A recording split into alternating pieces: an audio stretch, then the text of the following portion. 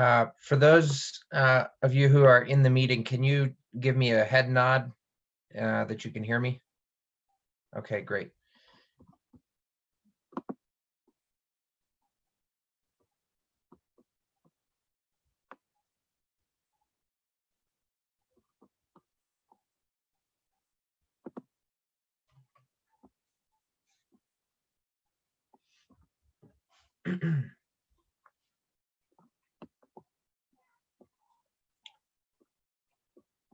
So I have Brian's video feed, but I don't have the video feed from Garish or Obi.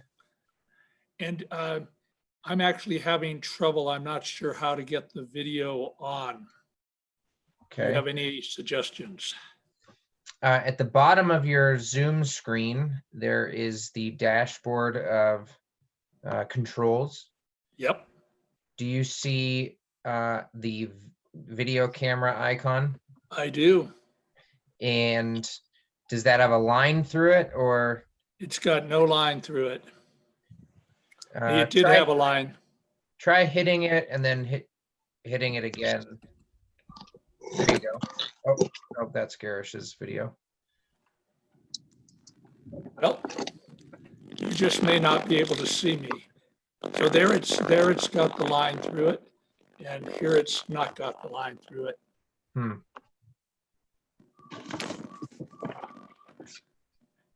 I've had this problem before.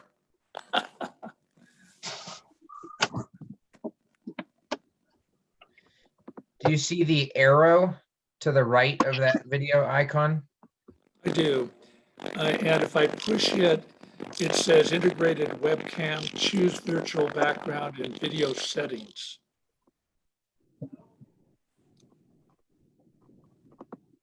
So you may, so what did you say the first one is? The first one and the one that's checked says integrated webcam. Yeah, so that maybe, should I see if it has some options there? Yeah, so if you can also go to the settings, and then that will bring up a window where you can select the camera. You may want to try to just turn it off and then back on. So what I have is it's got a camera there that says video that's highlighted. So you want me to just try to turn that off and on? Yeah.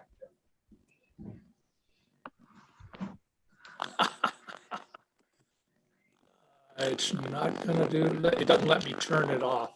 Oh, well, it does. It could put me on video. Now I'm putting it on video. If I go to audio, it'll just have audio. There's a general thing up here.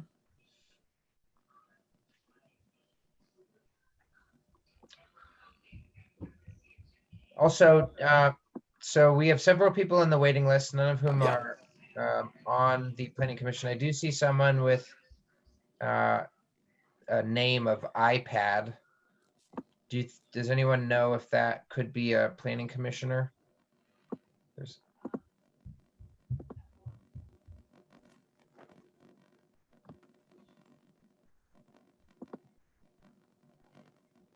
Hello, everybody.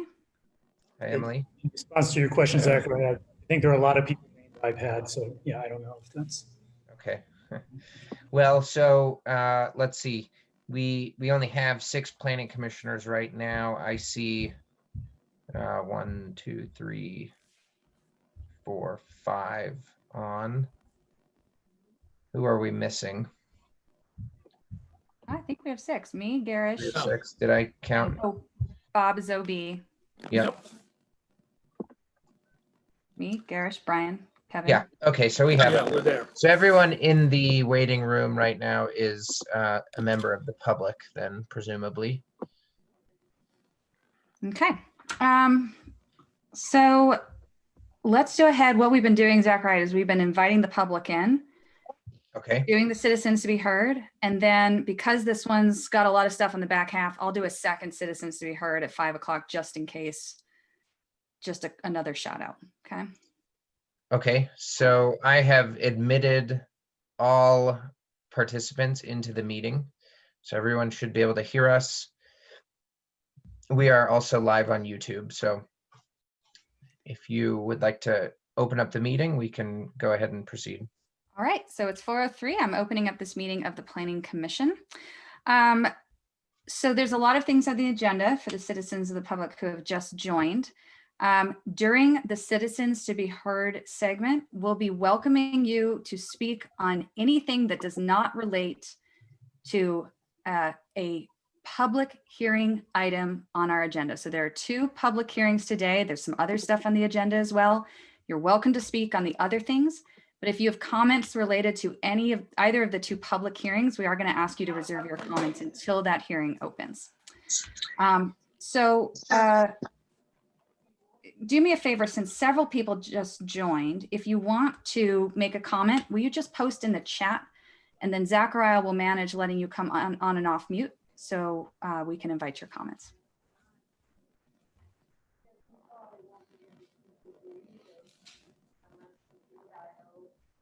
If you are joining to listen in or to speak during one of the public hearings later on the call, do us a favor and just drop off and watch on YouTube for now. You'll be welcome to join again when we have our public hearing, but this way we can know who is trying to speak during the Citizens to be Heard and who is just here to observe.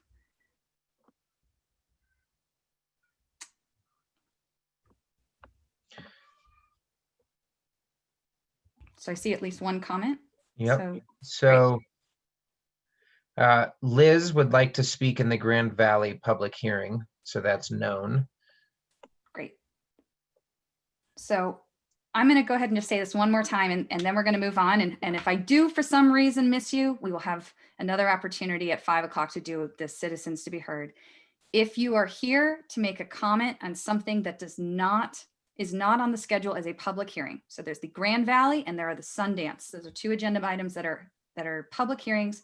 We will have separate opportunities for you to comment on those when they come up after 5 p.m. So if you are here for one of those, could you please drop from the Zoom call and watch on YouTube? You can go to YouTube and search Grand County IT. And you can find the live stream. And then we'll invite everybody to rejoin again when we kick off these public hearings.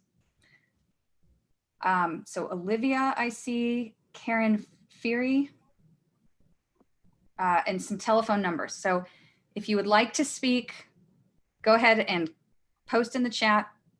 If you're on the phone and you need to come off mute, that's fine too. And we're going to move on in another minute. Oh, thank you, Abby.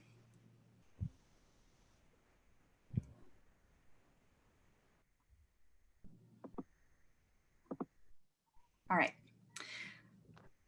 Jalen has a question. Hi, I am just trying to clarify for some citizens who have contacted me. I'm sure they will be making comments, but it's not clear to me when they may ask questions, because in my experience, public hearings is not a time for back and forth and debating and things like that. So when would be the appropriate time for a citizen to ask a question? And I'm assuming it's on one of the 2 public hearings. What type of question are you I suggesting? do not know. I just had a citizen call me or text me and asked me, how do we ask a question? And I'm assuming it's going to be on the Grand Valley one, because that seems to be generating a lot of back and forth. Zachariah, I'd love if you could address that consistently with how citizen comments are dealt with at the county council level and distinguishing between an open question and conversation or debate. Sure. So public here, I mean, I guess what I would say is that, while it is common for public commenters to include questions in their in their addresses to the Planning Commission or the County Council, those tend to be rhetorical questions, and it's not intended to be a time of back and forth between, the reviewing body and the citizen. So if there's a question about process, if there's a question about an aspect of the application, an individual is welcome to go ahead and type that into the chat window now or at any time.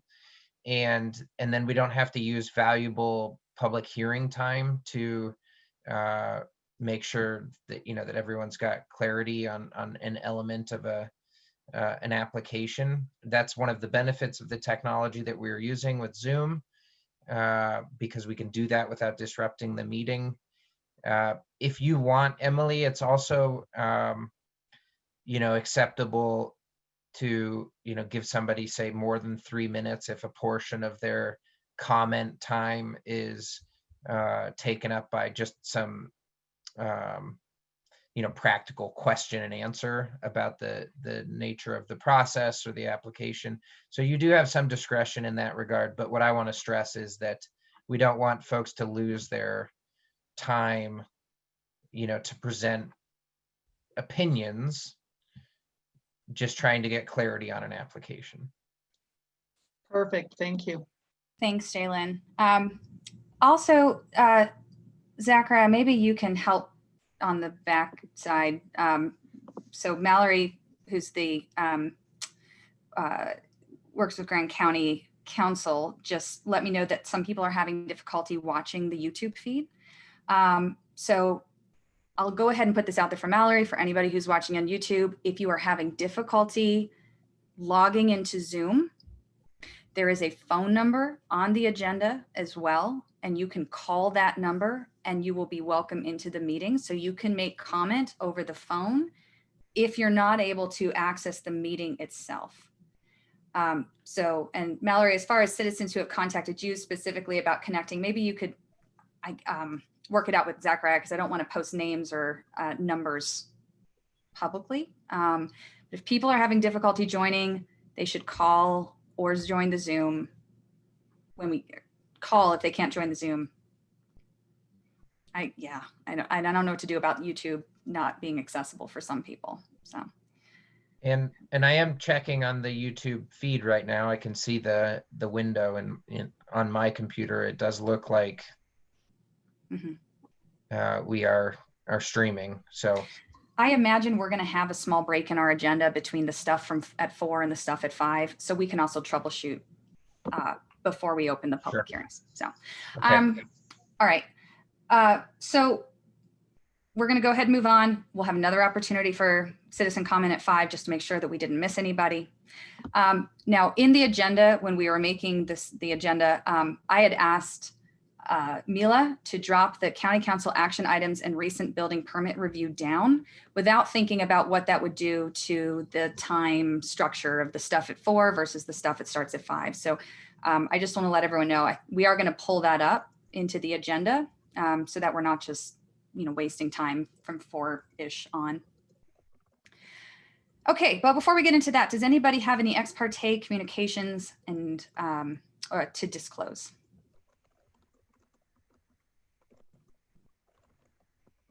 Okay, no disclosures of ex parte communications. So we'll move on to the approval of meeting minutes from June 8th. Now, I really liked how Mary handled this at the county council, so I'm going to keep this on. Let's open with a motion and then we'll have any discussion. So is there a motion on the June 8th meeting minutes? I make a motion that we approve the June 8th meeting minutes. Second. Okay, motion by Garish, seconded by Bob. Are there any comments about the minutes?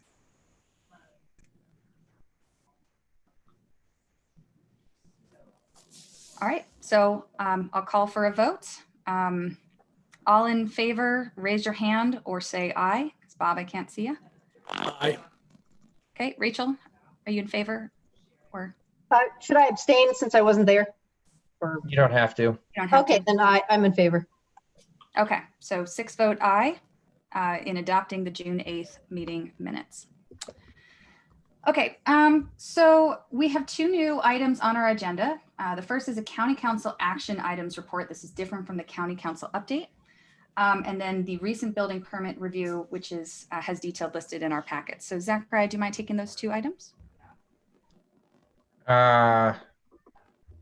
Sure.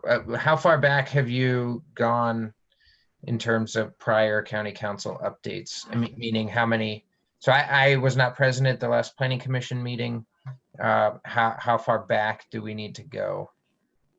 So Jalen has been great about the updates. So if you could just, anything related to this body, any items that have been on the table that we've approached or conversation related to things that we are possibly addressing, if you could just speak to that.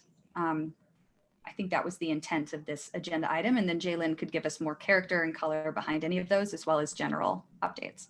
And I think that's just for the last county council meeting, like 2 county council meetings ago, the last Sure. planning commission meeting got updates on those.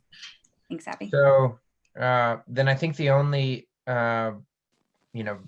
action item update that I need to inform you of is that the council revisited the Strawberry planned unit development request and actually approved it this time. So it did not pass in its first vote, but it did pass at the last county council meeting.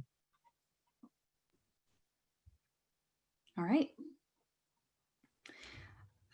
Was there any further conversation related to the small area plan that had come up in the meeting prior?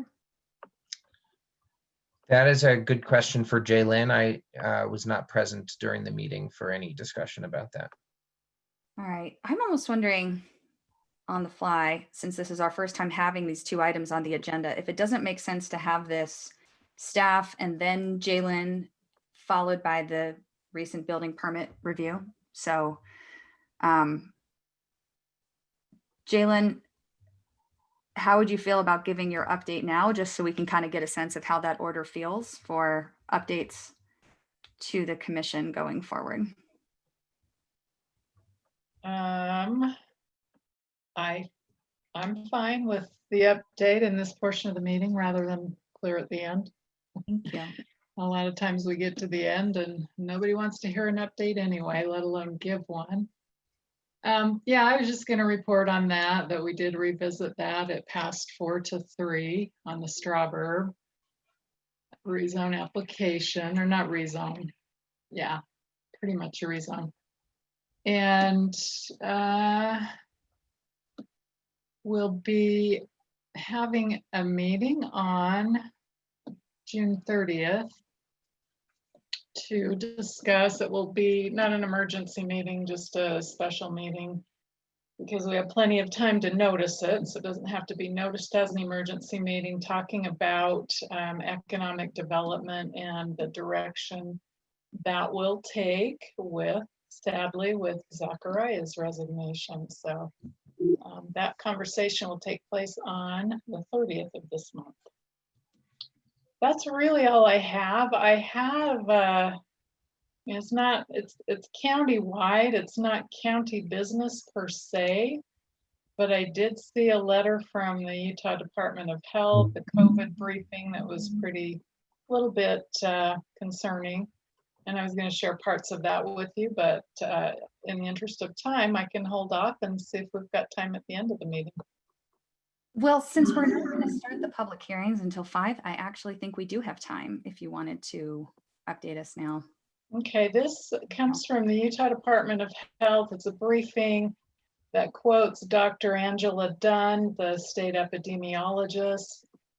She said, today we reported, okay, all of our goals are aligned, keep the economy open, prevent deaths and illnesses. We're quickly getting to a point where the only viable option to manage spread and deaths will be a complete shutdown. This might be our last chance, speaking of right now, for a course correction. Contact tracing and testing alone will not control this outbreak. Today, and this was written on June 19th, so I believe that's Friday. Today we reported nearly 600 cases, and that's without a known outbreak of driving transmission. It's over 3.5 times the current rate in Colorado. COVID-19 patients in Utah hospitals have increased from a steady 90 to 150 this month, and this increase is from cases that were identified over a week ago. IHC is reporting they will run out of conventional ICU capacity in some hospitals in July. Of the cases, about 8% will be hospitalized 1 to 2 weeks, and she gives a bunch of stats there. And then she goes on to say, if we do not reach a rolling 7-day average of 200 cases per day by July 1st, we need to move the entire state to orange. This will send the message to Utahns that this outbreak continues to be a serious problem and state leadership is committed to saving lives and preventing a complete economic shutdown. 200 cases per day can likely be managed by aggressive contact tracing, focused outbreak investigations and testing, and pointed public messaging. We should start that messaging to the public and businesses right now. Put a pause on any jurisdiction lessening restrictions until July 1st, mandate face coverings, yada, yada. So that's it goes on, but yeah, it's quite serious. And I don't think that, I think a lot of people do not realize that here in Grand County, we're doing something right because we still have 12 cases, none of them active. So anyway, I just wanted to update that and be watching for that. As you all know, the governor gave the approval for several more counties to go green, and I don't know how that will hold up going into the future. Sorry to be the bearer of bad news, but that's pretty dire to me. Yeah. And I'm sorry, Jalen, I missed the first part. Was the timing of that was the 19th, so that was after the county council meeting. So there hasn't been any public discussion at the council level regarding that new information. Correct.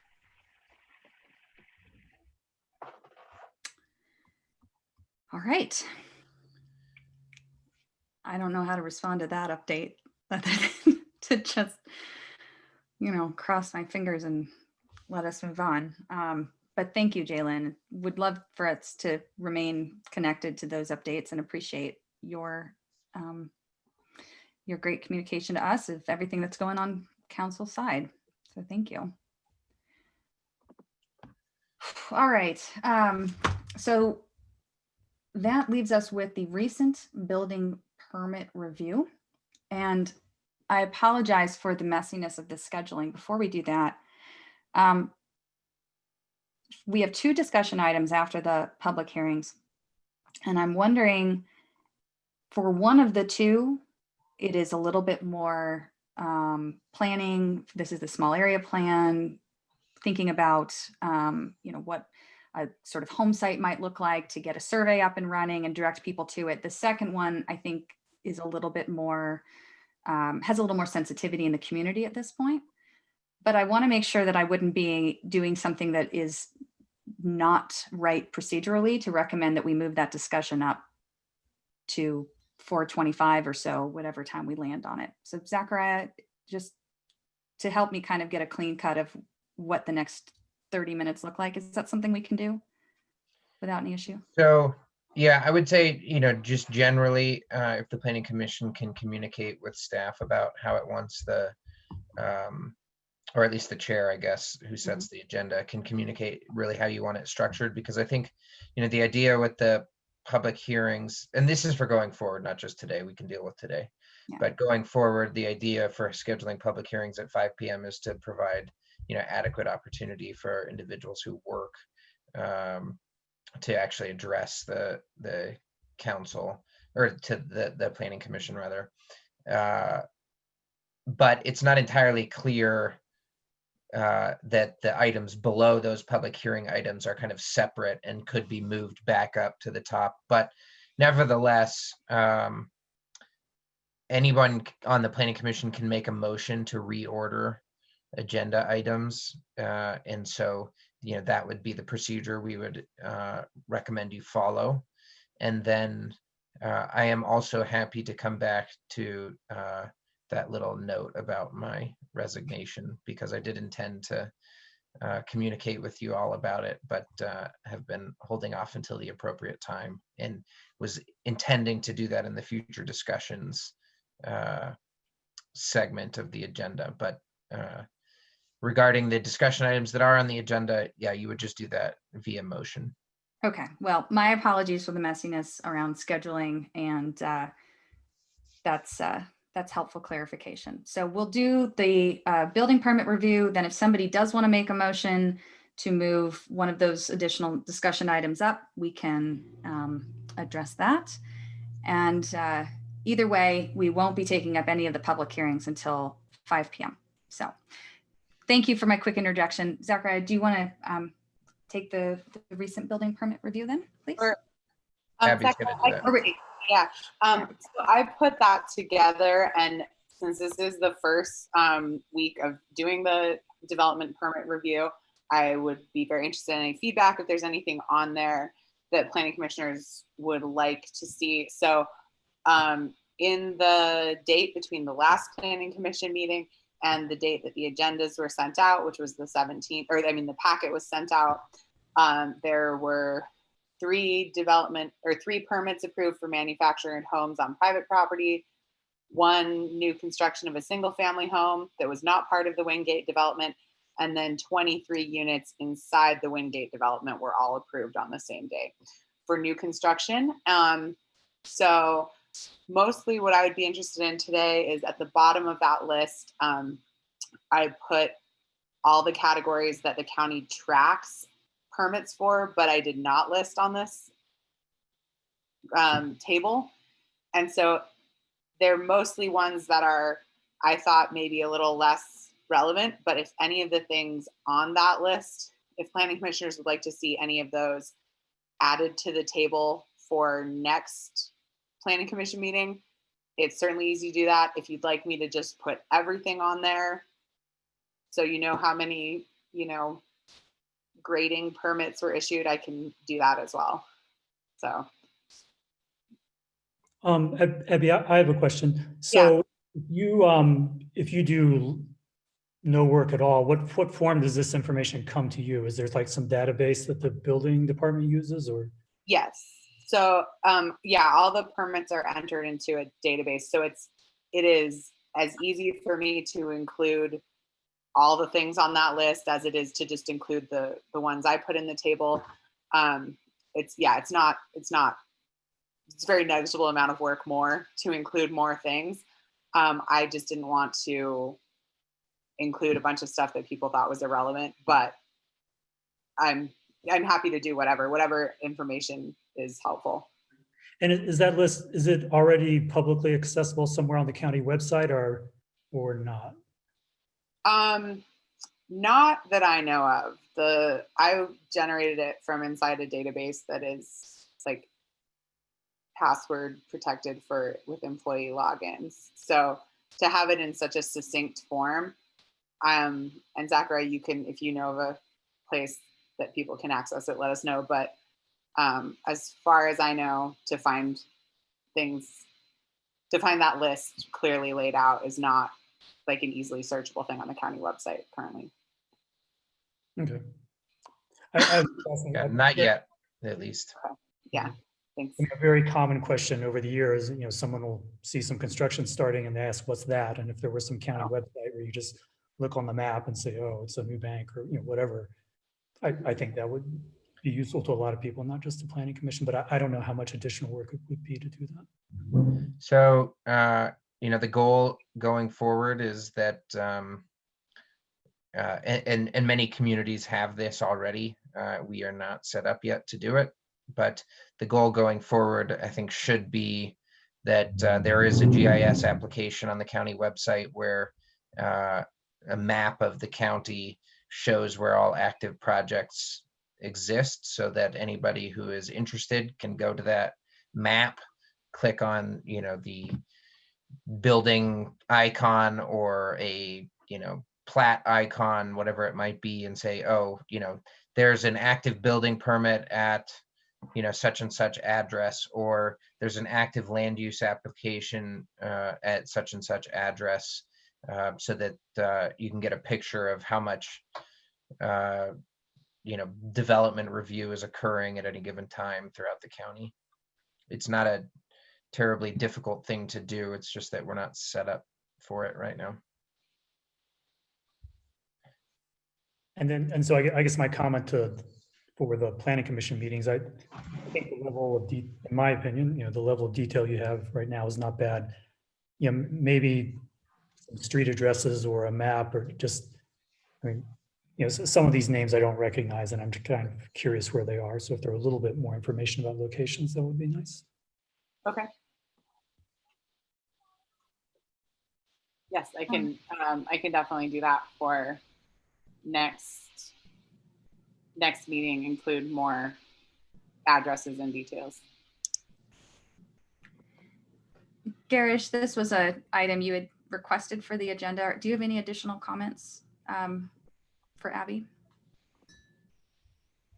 No, but not really. I think for projects that have come before us, especially zone changes and subdivisions, if we kind of get a kind of an update of, okay, now they are starting to build and that sort of thing. If somebody's building a deck and gets a building permit, I don't think that's the kind of thing we're particularly interested in. But things that, you know, as follow-up to items that we have discussed or made recommendations on, I think it would be quite helpful to kind of close the loop. We'll get a report for county council action on those items, and then we'll see if they actually come to fruition. So just to summarize from some of the past conversations and then Garish's comment, so the intent behind these two new agenda items are to give us a landscape of just what is currently happening around planning and development in the county before things come before us, if they will come before us, and after they come before us, just so that we can track progress. Because there have been a couple, and you know, for example, one that is on our agenda today of items that have come before us and then had a change, and it sort of would be interesting to at least be able to track that and therefore contextualize some of it during the process. So I think this is great. And thank you for reporting on these two items, but I think that also provides a little bit more clarity to the intent of why we wanted to add these, and however staff feels is the best way to address that or capture that, you know, full trust to you all, and thank you. So, cool. Any other comments on that?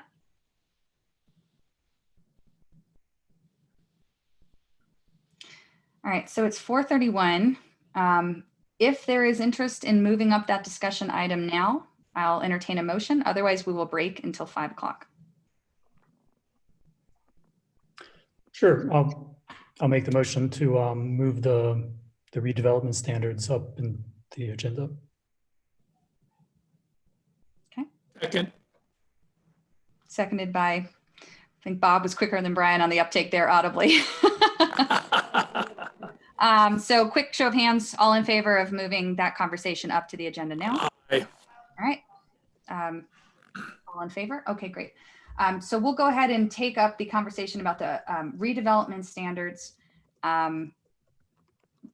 Let's try and cap that at 5 o'clock so we don't have to come back to it and we don't have to bleed into the hearing section. Okay.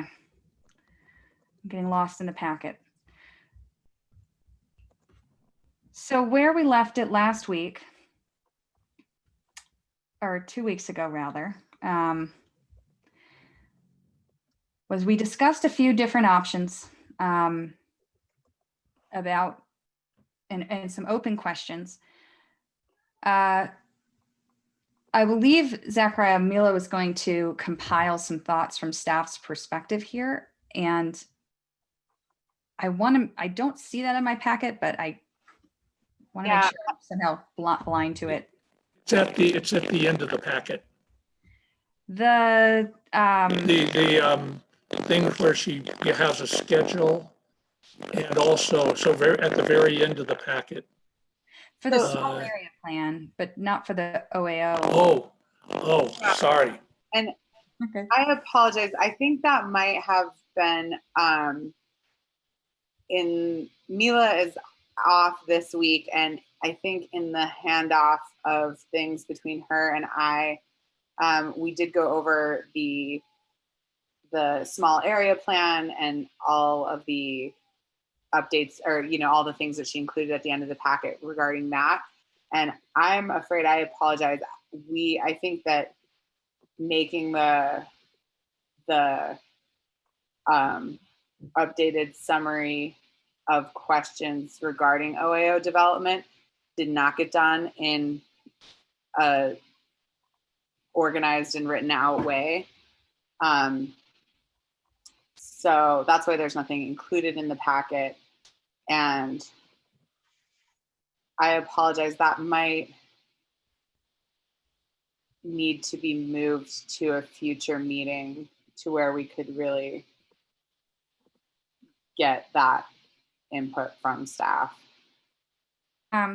So I'll entertain a motion to postpone until the next planning commission meeting to address this discussion items. Well, maybe we can discuss it at least a little bit since. Right. Yeah. If there's any around much longer, so. Better get right. us. And I'm sorry, I apologize about that. That didn't get addressed. Abby, is that Google Doc available that Mila had put together? Because unfortunately I can't access it right now because I'm logged into the county stuff in order for the Zoom account and YouTube feed to work. Right. The You could Google do a Doc, screen share if you've got access to it. the Google Doc was only for the small area plan. Okay. So yeah. Okay. Well, then I would suggest following Kevin's recommendation of at least discussing what's top of mind for planning commissioners. And I can add some flavor to that conversation when we get to it, because I think it's simpler than folks may think it is. All right. So I'm just going to go ahead and just consult our minutes here so I get this right. So we had a few different open questions and topics of discussion related to this. So one was how we might approach applications for redevelopment as it relates to, is it a legislative decision? Is it a replat? Is it an administrative decision related to just existing code standards and then defining that in the code? So I think it'd be great to just hear some perspective from staff on that. Zachariah, there was a question around, well, let's start there. So as far as how we might approach requests for redevelopment, are they a by right use for any property with OAO designation? Is any redevelopment expansion of a property with existing OAO designation to be treated as an amendment to the master plan and be required to go through the OA approval process again? Do we allow it as a by right use, but with specific standards and conditions? Do we consider redevelopment and remodel without any additional lodging units added differently than a redevelopment or expansion where additional lodging units are added? So that was the parameters of that big open question. Yeah. And make sure I touch on each of those if I don't. So currently the way the regulation is written, the answer is no, it is not an administrative approval to expand an overnight accommodations development. The code expressly prohibits expansion of existing uses.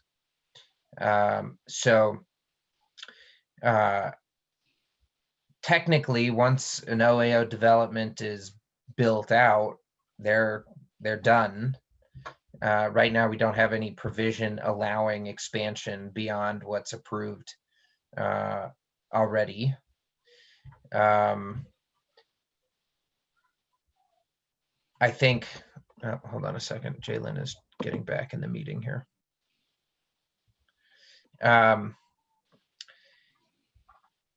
I think, the question of allowing redevelopment is as simple as, do you want to allow an existing development to expand the number of lodging units that it has? And if so, what do you want in exchange for that? Right. So do you want the existing development to bring a certain amount of their existing development into compliance with the updated and current standards? Do you want them to, address, the top one or two most important elements of the current standards, for instance, mixed use, or maybe it's, solar panels, or maybe it's, something else. And, what a degree of redevelopment do you want to allow in exchange for that? So, do you want to allow an increase of a set number of units or a percentage of the existing development? And I think that from what I have gathered from the Planning Commission and the public and the County Council, is that you're primarily concerned with the expansion of overnight accommodations units. If somebody comes in and they want to add a store, they want to add some housing, they want to add some office space or a theater, or any other type of use, it seems to me like the Planning Commission has been open to that and willing to allow for that sort of diversification of uses. So as far as I can tell, it's strictly about adding new units for overnight rental. So did that answer? I mean, I think that answered most of the questions, but run through them really quickly one more time. And Kevin's got a hand up as well. So just to quickly run through it. So is it a by right use for any property? So you've answered that question. No. Right. Any redevelopment expansion will be treated as an amendment to the master plan and required to go through the entire OA approval process again. So that's the alternative. So that's a nuanced yes. That's only if you allow redevelopment by adding that option back into the code. Right now, that avenue is not even available. Okay. Let me just interject something very quickly. I think there might be some confusion about verb tenses. My understanding of Emily's list was not questions about the existing situation, but questions about, what direction do we want to go? Right. So do we want to make it a use by right? Do we want to make it analogous to the current, approval of those things? And so instead of answering, what's the rule right now, the question is, is it a good idea to make one of those alternatives that she mentioned in the future? Sure. So do you want staff's opinion on that, or are these just prompts that the Planning Commission is prepared to engage in right now? I would like staff's opinion on it, but I'll speak for them. Okay, so just to clarify one thing she said, this is my Sure. favorite idea. One option, which I think might make the whole rulemaking process a bit simpler, is to try to the extent possible, treat redevelopment requests the same way we do new applications for the OAO zone. So, if someone, and so there wouldn't be a limit on percentage increase. They would just say, hey, I want to build I've got, half my lot's vacant. I want to build another hotel. Treat me the same as if someone, a separate entity owned that unit. And then the county can say yes or no or whatever, or impose conditions. So. Yeah, I tend to agree with that. Although what I would say is that I think there's also some room for 2 tiers of process. For a minor expansion / redevelopment, there could be, it could be an administrative approval. And for, something that was larger than or more intensive than a minor expansion, then that could trigger, the full OAO review. And, obviously there's a lot of latitude in determining what constitutes minor versus major. And so, that's one approach, or the simplest approach is to just say all redevelopment requests are subject to full OAO review. And here are some guidelines for how the county council should approach redevelopment requests. Parrish.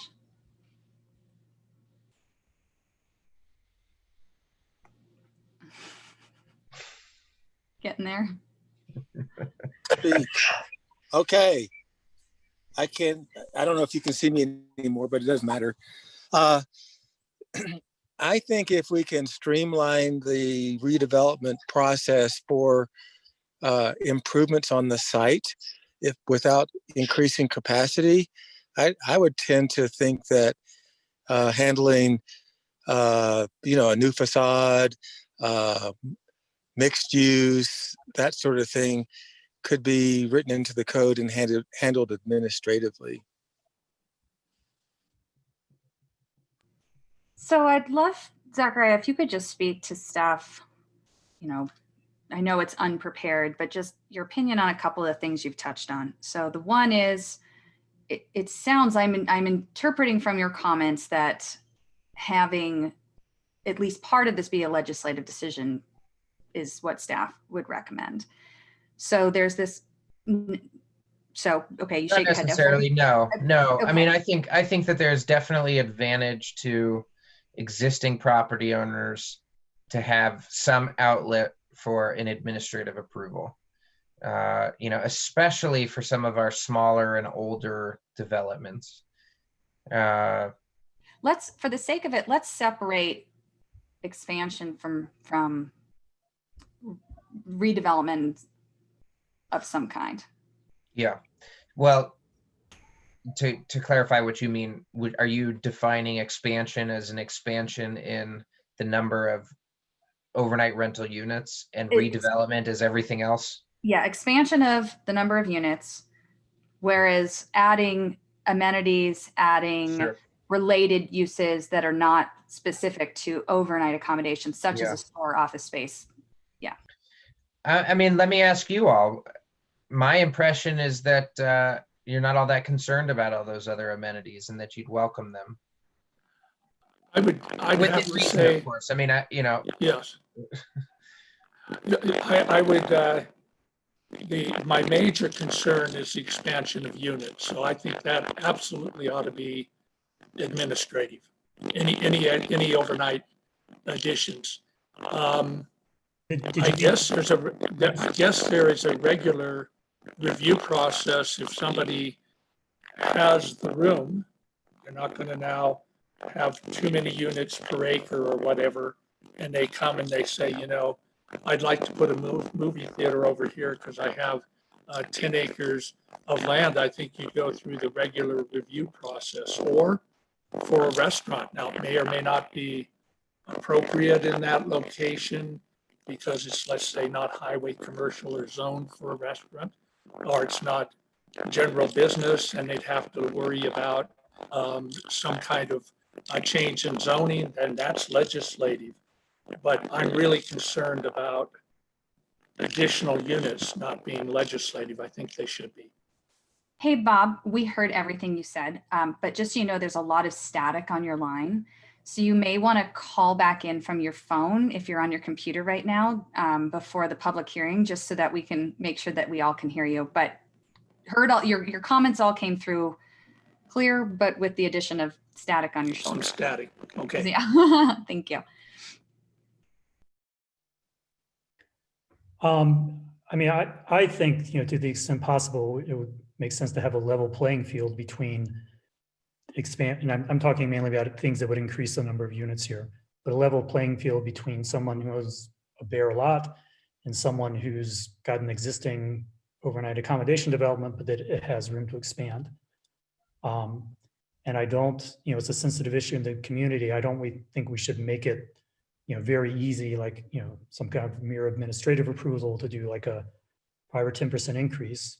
But I, you know, I think if I were deciding, I think you know, if we were going to have some increase in overnight accommodation units in the county, I think expansions of existing places are the first place to look. I mean, that does the best job of meeting our goals of, you know, preserving commercial land, et cetera.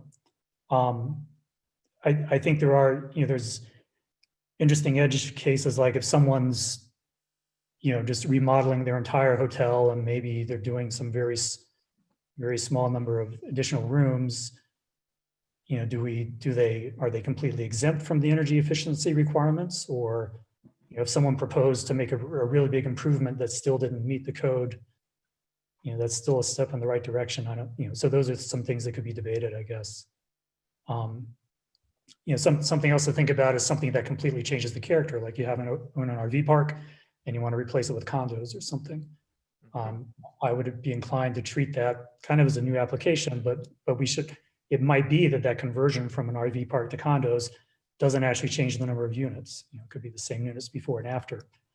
And maybe we as a county aren't very sensitive to that issue. I don't know. But, the basic idea is we just, if someone got a recent OAO approval and then they come back 6 months later and say, hey, we want to change our master plan, then they have to go back to the drawing board and get it approved. We've got something similar to that on the agenda today with high density housing. And so I think if we just assume that all existing OAO owners, they have an approved master plan, which is what they have on the ground right now. And then, when they want to change it, they're treated similarly to other people. So. Can I get a clarification from staff? So how is the unit defined? Just a little reminder here. Like, let's say someone wanted to remodel and redevelop, and so they go from like small units to increasing the footprint of their buildings, and now they have larger units. Like, how is a unit defined? I just need a little reminder. In our current code, the one that was recently adopted, it's defined as a bedroom. So for instance, like you can't get away by you can't kind of sneak around the code by building a bunch of 6-bedroom units instead of 6 1-bedroom units, right? So the code now is about bedrooms. But when we talk about housing, though, their unit is just a rentable unit, right? Like a 3. Yeah. Mm-hmm. Units used differently in those two.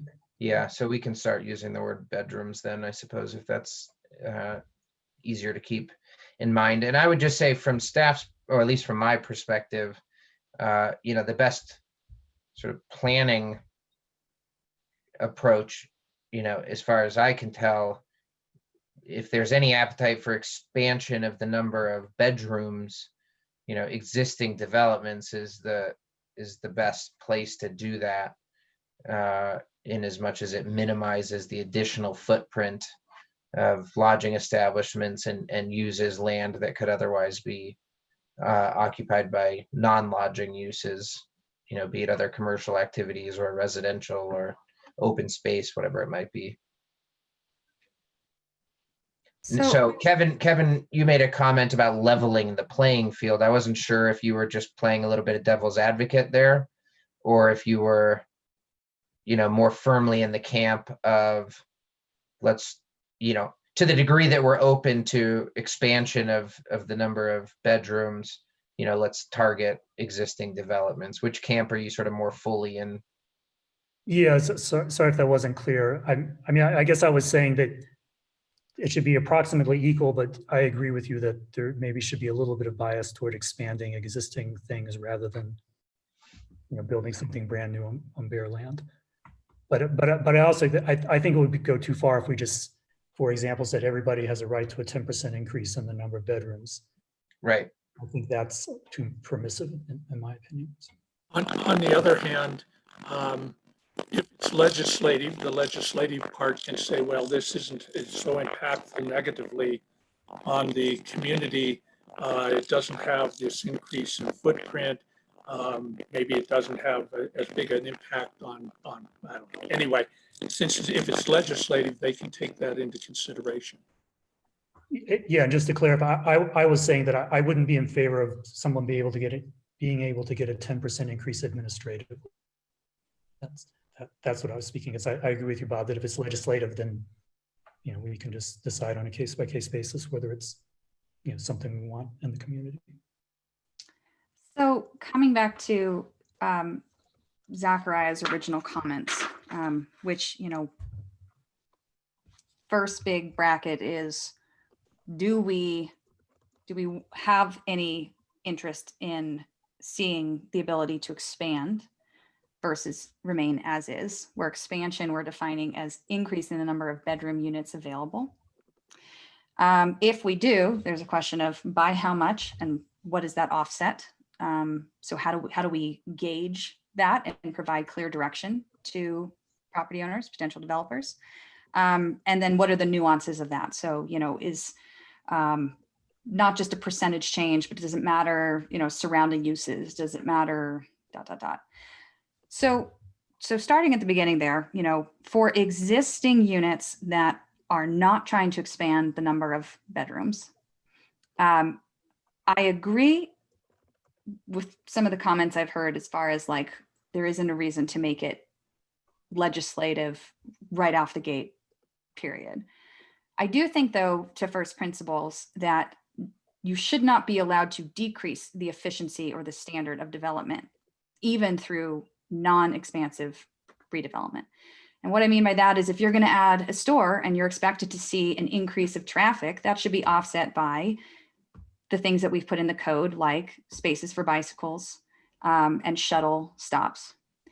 If you are going to add a major expansion of office space that could increase energy consumption, you will need to provide a increase in efficiency enough to offset that to where you were before.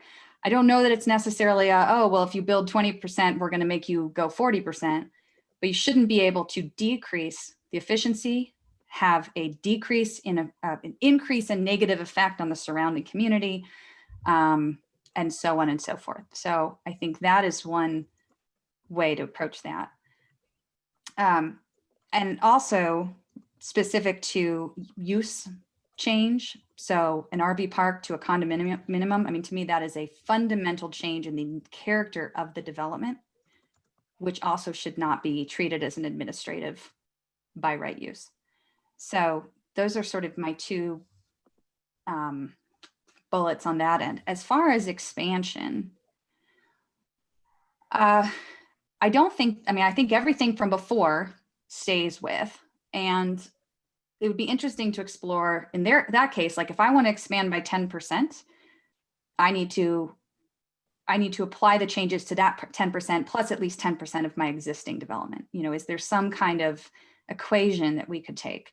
So if I have 100 units and I want to add 10 more, then I actually need to take those standards and apply them to at least 10 plus 10, you know, whatever percentage that ends up being. My math skills are not as good as they used to be. And I agree as well with the you know, slight bias towards existing development. I think that makes sense. I would really like to see redevelopment that includes expansion be offset by community-centered measures, whether that is open space, whether that is you know, office space, mixed use development. I mean, to me, the reason for allowing expansion on redevelopment is somebody sees the opportunity to build, you know, condos first is then a way to provide the money to build restaurant space, right? Because one has a higher economic net thing. So I think it would be interesting to explore what trade-off impact value you might find by those different uses. Now, Jalen, sorry, Kevin, I see your hand, but I just want to address Jalen's comment in the chat. So this topic is the OAO redevelopment discussion item. So it is on the agenda. This is not a public hearing. This is not a specific recommendation from staff or from the commission to the council. What we're doing is in our agenda, there were some questions on page,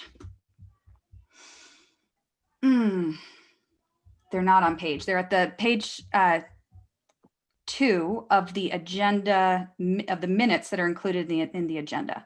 And so we're just going through some of those options that staff was giving some feedback on based off of conversation from our last minute, so that we can help staff as we're going back and forth and trying to think about how we might address redevelopment standards. And one thing that we plan to do that we're not going to get to today is to actually go through the use table and look at different uses.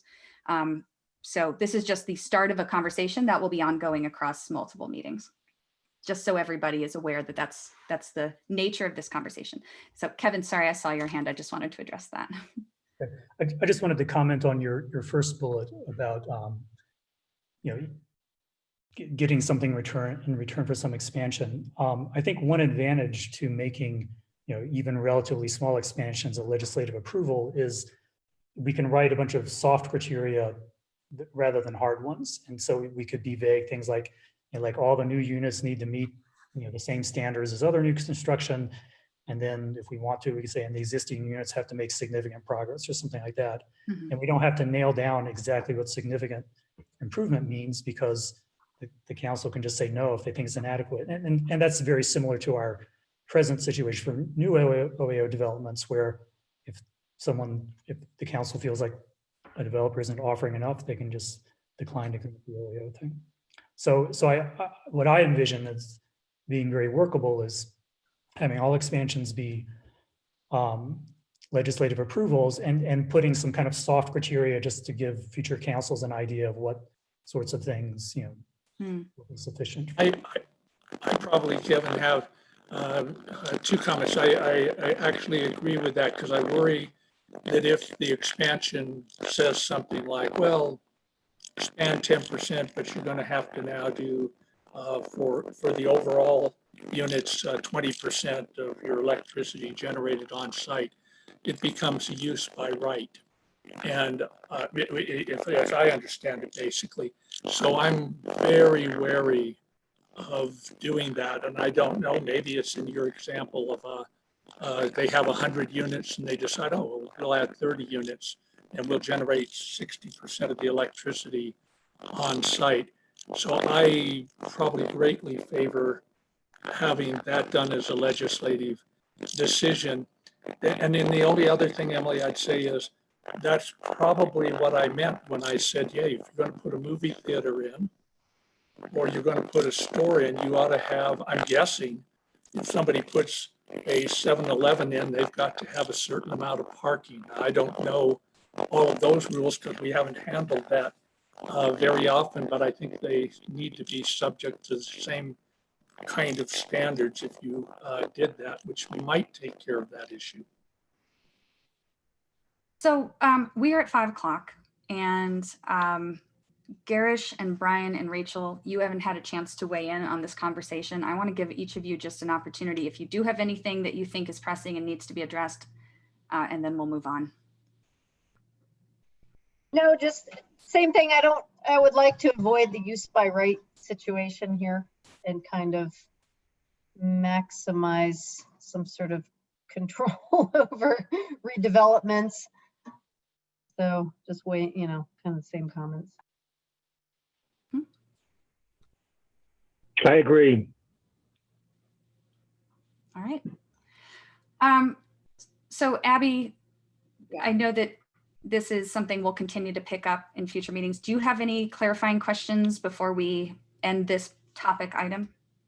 Not right now. I think that especially having this discussion and having Zachariah provide some input has given me some good ideas of how to organize like a Google Doc and organize some more specific questions and more specific options, so that at the next meeting we'll have something in the packet that's written that we can that's just more specific and written out. So I'll make sure Mila and I go over that and have something ready to help continue this discussion at the next meeting. Awesome, thank you. So for people who are listening in, for citizens who are curious about how to get involved in this, this is an ongoing conversation. This came up as something that we intentionally did not, this question of redevelopment standards is something that we intentionally did not include in our recommendation to County Council at the time that we were crafting the code for overnight accommodation overlay. So this is something that you will continue to see on the agenda when, not if, most likely, but when we do have more clarity and start to surmise a recommendation to send to County Council, we will be more clear about timing for public hearings, at which point there will be opportunities to participate in the public hearing. But if you do have comments about this in the meantime, you're welcome to submit written comment, and you're welcome to speak during citizens to be heard in future meetings, and quite frankly in this meeting, because that brings us to our next item. So I'm going to close that discussion item. It is 5:03. Now I did mention at the top of this call that we were going to open up one additional time for citizens to be heard. Normally we do this at the top of the meeting, but with all the stuff on today, I am doing 2 sessions. So quick reminder, we have 2 public hearings on the agenda today. If you have a comment about either of those 2 items, That is the Grand Valley rezone and the Sundance HDHO application. Please leave your comments for those public hearings and you will have an opportunity to make your comments then. If you have a comment about one of the two discussion items, or if you have a comment about something that is not on the agenda today, I'm going to give you a moment to put into the chat that you'd like to make a comment, and Zachariah will unmute you. I'm going to give this about a minute and then we'll move on if nobody speaks up.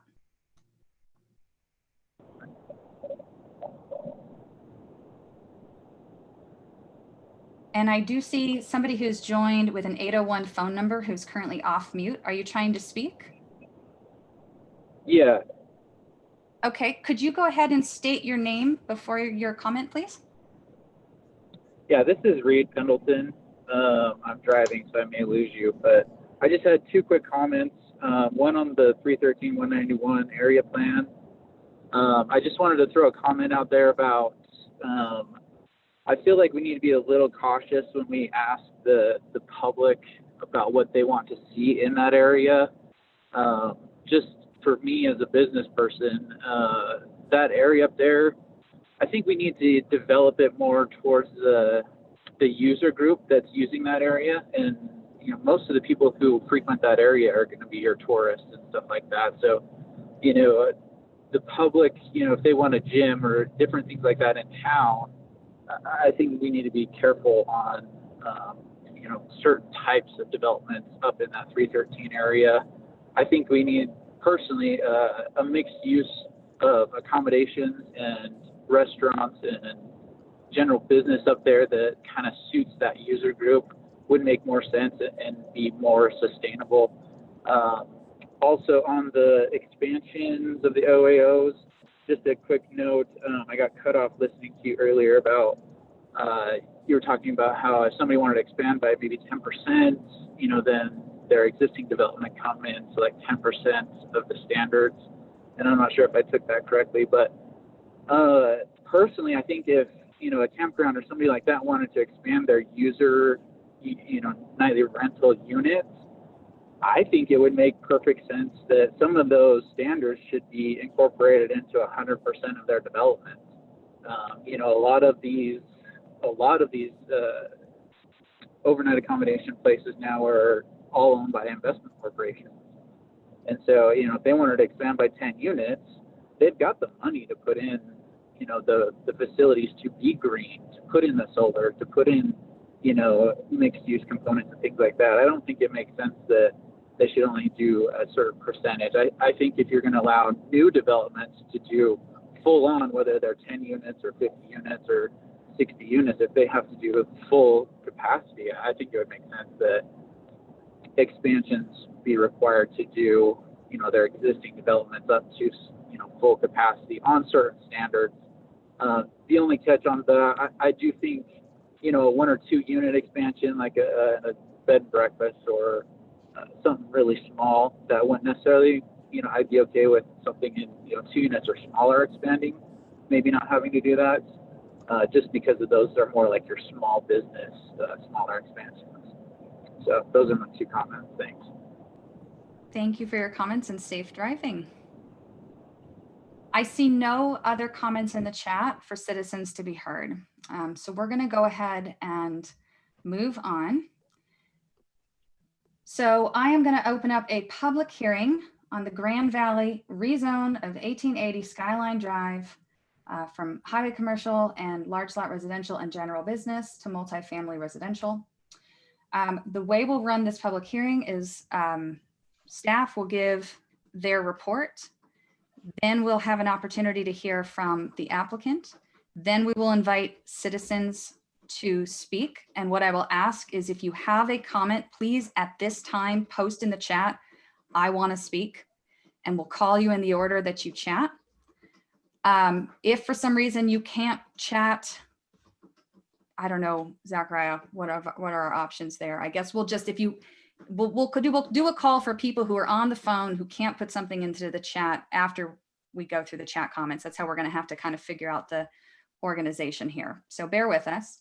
And we will keep comments from the public to 3 minutes just to make sure that we keep conversation flowing. So Zachariah, would you start us off with the staff report? Sure. And just to clarify for members of the public, right now, everyone who has requested to join the Zoom meeting has been admitted. We don't have anyone in the waiting room. And I see one chat. Let's see. Yep, Karen Fury, we've got you noted that you would like to speak. So thank you for letting us know that. I don't see any other chats in that window. I'm going to toggle back to my screen with staff content. So bear with me as I get through that, and then I'll return to the Zoom window and make sure that we clear out the waiting room and chat window as well. So without further ado, what you have in front of you is a public hearing item. It is a rezone request for the property that is really sandwiched between 1880 Plateau Drive and 1880 Skyline Drive. It's a few different parcels, a lot of acreage in there. And right now, the acreage in there is zoned general business and large lot residential. There's a little bit of highway commercial in there as well. And the applicants are requesting a rezone to multifamily residential, and you can see from their map, what the sort of larger kind of master plan mix of zoning types is. Right off the bat, I would say that staff is not responding directly to the rezone request that was submitted to us, but rather making a recommendation that instead of the proposed multifamily rezone of a lot of acreage, that we actually recommend a rezone to highway commercial for the majority of the property. And then the portion of the land that's currently zoned large lot residential, we would support a rezone to multifamily residential. That would promote more housing types and density, but also provide a residential buffer between the existing residential property owners on Plateau and the rest of the development on the acreage in question that's more to the north. The reason why we have recommended highway commercial rather than what the applicants have requested as multifamily residential is because we think that it's important that Grand County consider the limited amount of commercial land that it has. And now that the concern about overnight rentals consuming all of our commercial land has been addressed through the overnight accommodations overlay, we should really be taking a hard look at our economic development and diversification goals by retaining enough land to accommodate economic development and diversification. And so while the rezone to highway commercial would enable the landowners to develop it residential uses at higher densities, which was their underlying motivation for seeking a rezone to multifamily residential, it also enables them to, in the short term or long term, integrate some sorely needed economic development into that highway corridor. So you can see in the application packet that the applicant does have a master plan, not 100% complete, but at least a current vision, and it's largely complete. The master plan includes an apartment building and duplexes. It also includes river guiding, company warehouse, and an employee housing building. Those last two structures are already in existence and operating. So for those of you familiar with the site, you know that there's been some grading in the area in anticipation of a development. That grading was legal. It was approved prior to the OAO ordinance, and I think it's fair to say that the applicant and landowner was really heading in that direction, and was forced to stop and reassess their development opportunities. And so the grading was legal. It was, approved through the proper processes. And now the applicant is coming into, or the applicant and landowner is coming into the county to get actual development approvals. So, I don't want you to get too attached to the master plan, because as you know, with a rezone request, you are looking at development potential, not, development proposal. So in other words, once a rezone occurs through a legislative discretionary process, anything that would be allowed in that zone district, administratively would have to be approved. I thought the MFR didn't require a master plan though, if with their current proposal. Did the MFR zone did. Okay, so if it were to be a Yeah, correct. They would be bound by this. Yes. Yeah. I'm sorry. I didn't clarify that. Yeah. For their request, yes, the master plan was required. For the rezone that staff is recommending, not required. And just one other quick clarifying question. Is there are multiple property owners in here, or is it all like one big project, or is it a coalition? That wasn't clear. Multiple properties owned by one group. Okay. Or multiple parcels owned by one group. Garish has a question as well. Okay, so I'm on a cell phone on the middle of nowhere in Colorado, so bear with me.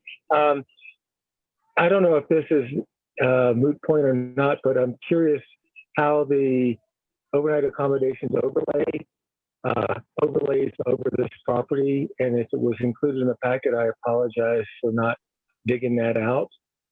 It's not part of the current request, so immaterial to today's conversation. I'm talking about the overnight accommodations overlay. It's not included. They would have to apply for that as Correct. A separate item. Thank Correct. you. Yeah, separate follow-up process should they choose to go that route. Thank you. Yeah. So in your packet, staff has responded to the prompts related to a rezone request. I'm not going to go through all of those.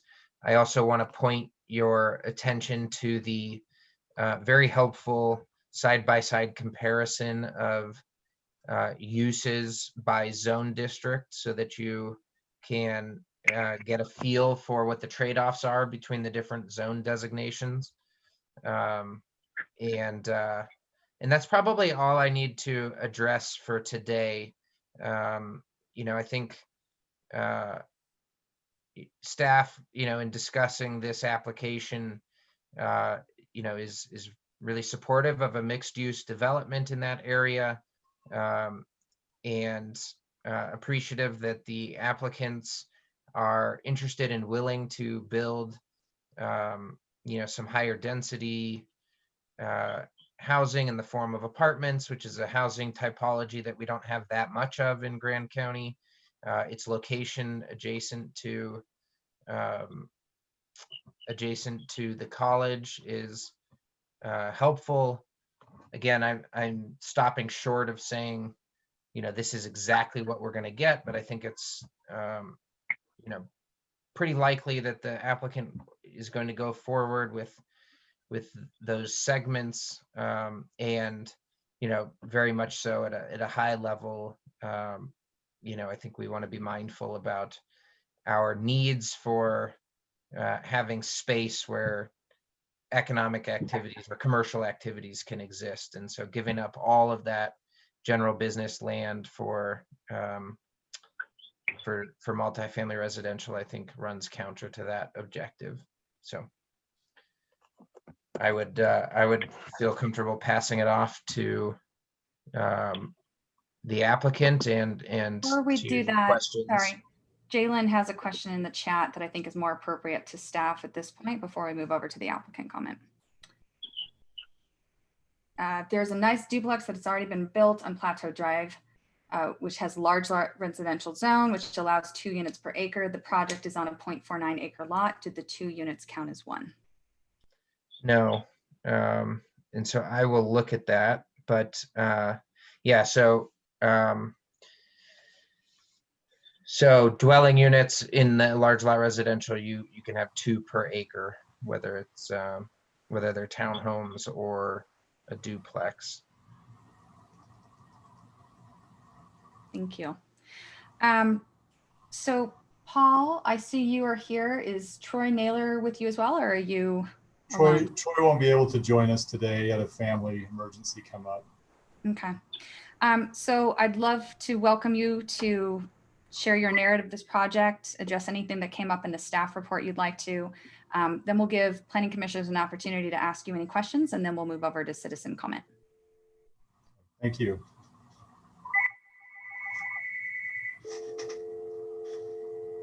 Sorry, of all times to get a phone call right in my presentation. So the reason that we applied for multi-family residential was simply because your code recommended that in section 2.6.1 in the appendix that's part of that code. It identifies this area as multi-family residential, and simply it met our needs for the apartment and some of the duplex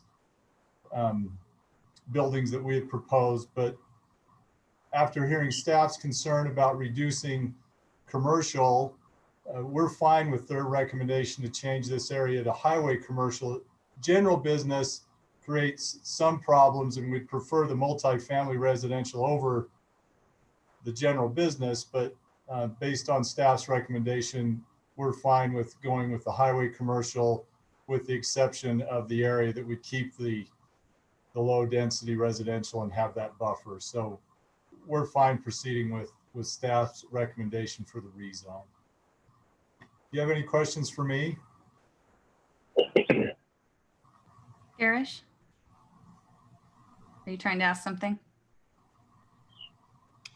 Well, I'll ask something. Thanks, Kevin. So when you just mentioned, you were trying to describe the alternative proposal that you would be fine with. Is that changing the general business to highway commercial only, or in addition, changing the large lot residential on the south to multifamily residential? What I was trying to describe was to restate what Zechariah had already explained, that the general business would go away, highway commercial would take place of that, instead of our initial proposal to do it multifamily residential. And then the areas along Plateau Drive would remain large lot residential under that proposal? Correct. That's correct. Okay, thank you. But our original application was to change the whole area to multifamily residential, just because that's what your code in section 2.6.1 recommends. But we're fine with what staff has recommended.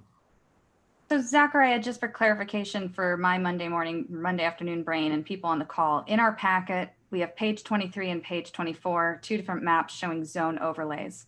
So page 24 represents the applicant's request, and page 23 is staff's recommendation. Am I reading that right? And will you correct me if I'm not? What am I missing?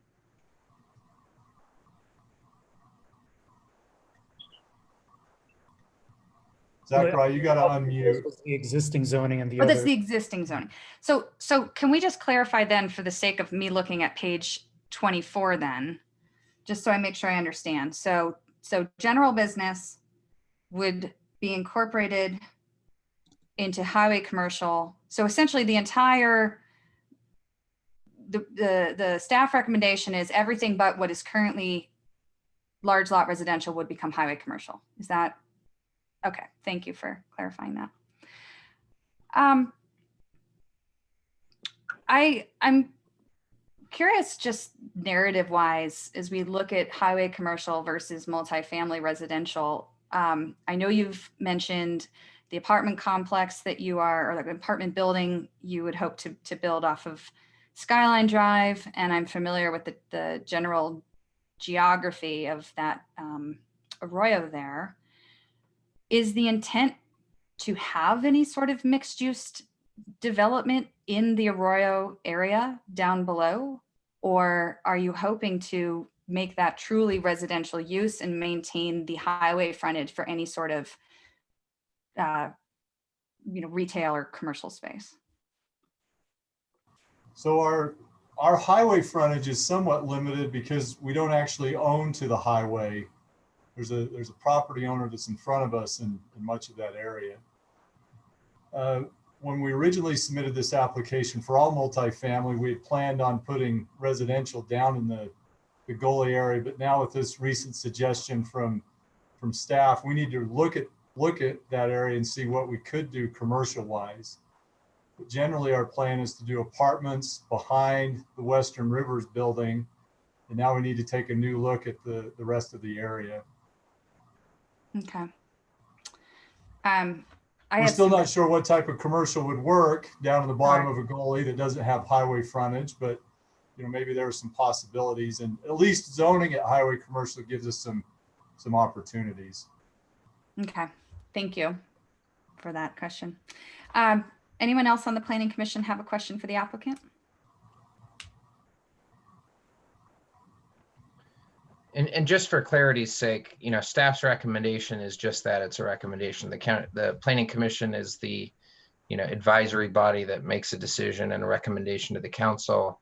And the county council is obviously the land use authority, both bodies following a legislative discretionary process that includes this public hearing. And just to further clarify, even if we wanted to, we couldn't endorse this highway commercial proposal today. It would have to come back. No, you could. You could do that today. Even though that's not the zone change they've requested? The applicant has stated their willingness to go that route. There will be another public hearing at the county council.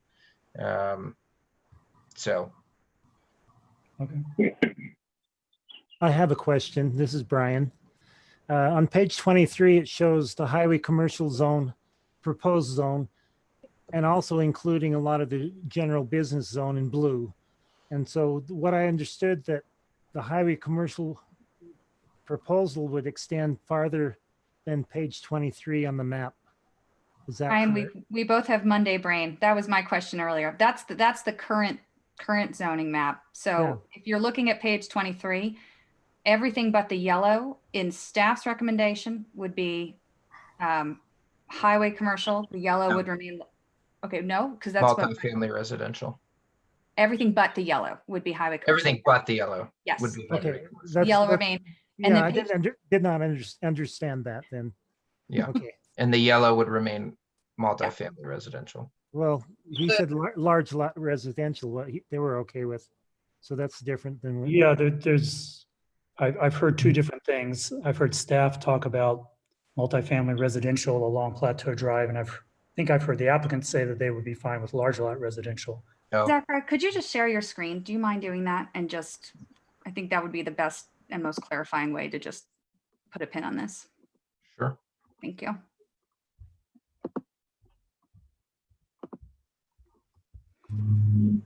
Hold on there. So could you show us the current zoning map, the zone change as requested by the applicant, and then the potential zone change in the staff recommendation? So this is the current zoning that you're looking at here. This is the zone change that the applicant has requested. Okay, we don't have a map for the staff's recommendation, but it would basically follow the same boundaries as the existing zoning, except the large lot residential would become multifamily residential, and this general business over here would become highway commercial. Thank you. Brian, does that clarify your questions? It does in a way, but then the applicant, Paul, said that they were okay with large lot residential on the multifamily residential portion. Yeah, maybe I misunderstood staff's proposal when we talked to them. I thought the general business would become highway commercial, but they wanted to leave a large lot residential. So that may be my fault. And, you know, if the applicant is okay leaving it as large lot residential as opposed to multifamily residential, then that's fine too. Zachariah, would that hurt our proposal for 8 duplex units along there? Would that require the multifamily? As long as you have 4 acres to work with, then you could do 8 duplex units. And I don't have that in front of me, but Okay. I think maybe we better go along with what you've recommended, with that area being multifamily and then the rest of it being highway commercial. Or going with our proposal where it's all which is, you know, which is fine too.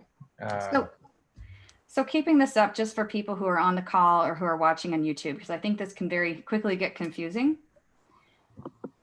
So this is the current zoning. I'm going to try to get both of them on the same. There you go. Okay, thank you. So that's current and their proposal. And staff has recommended that this area in Let me see if I can just annotate this. Okay. I think I've got it here on Zoom. So staff is recommending that the area in the yellow become multi-family residential, drawing with a keypad, and that the area that is currently general business be rezoned as highway commercial. That's an H, not an A. Good enough. We're rolling with it. So for anyone who's on the call who has comments, if you want to begin your comment with a clarifying question specific to these maps, if you're confused, we won't count that against your time because we recognize that it can get very confusing very fast.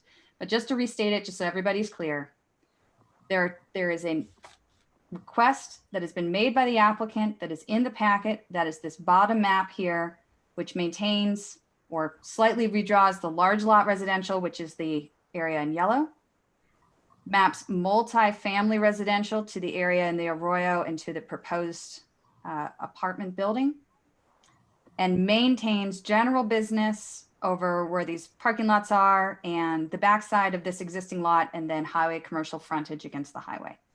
And staff has included in their report the potential for an alternate zone change, which is to take what is currently zoned as large lot residential and transmit it into multifamily residential, and to change the general business zone to highway commercial. So thank you for clarifying. You can stop sharing your screen right now. Okay, so any other questions for the applicant before we turn over to citizen comment? Yeah, I have a question.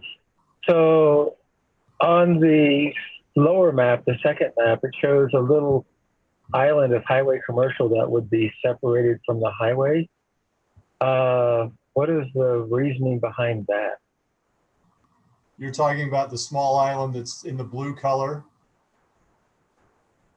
Well, I don't see it right now, but if Zachariah could pull that map back up, I could describe it better.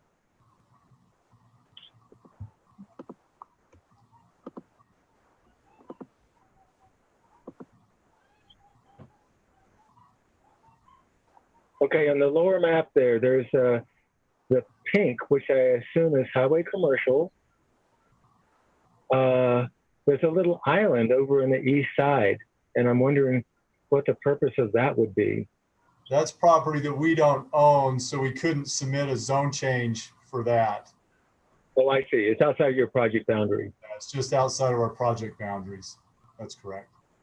I got you. Okay. Yeah, I got you. And Zachariah, can you put that map back up again, please?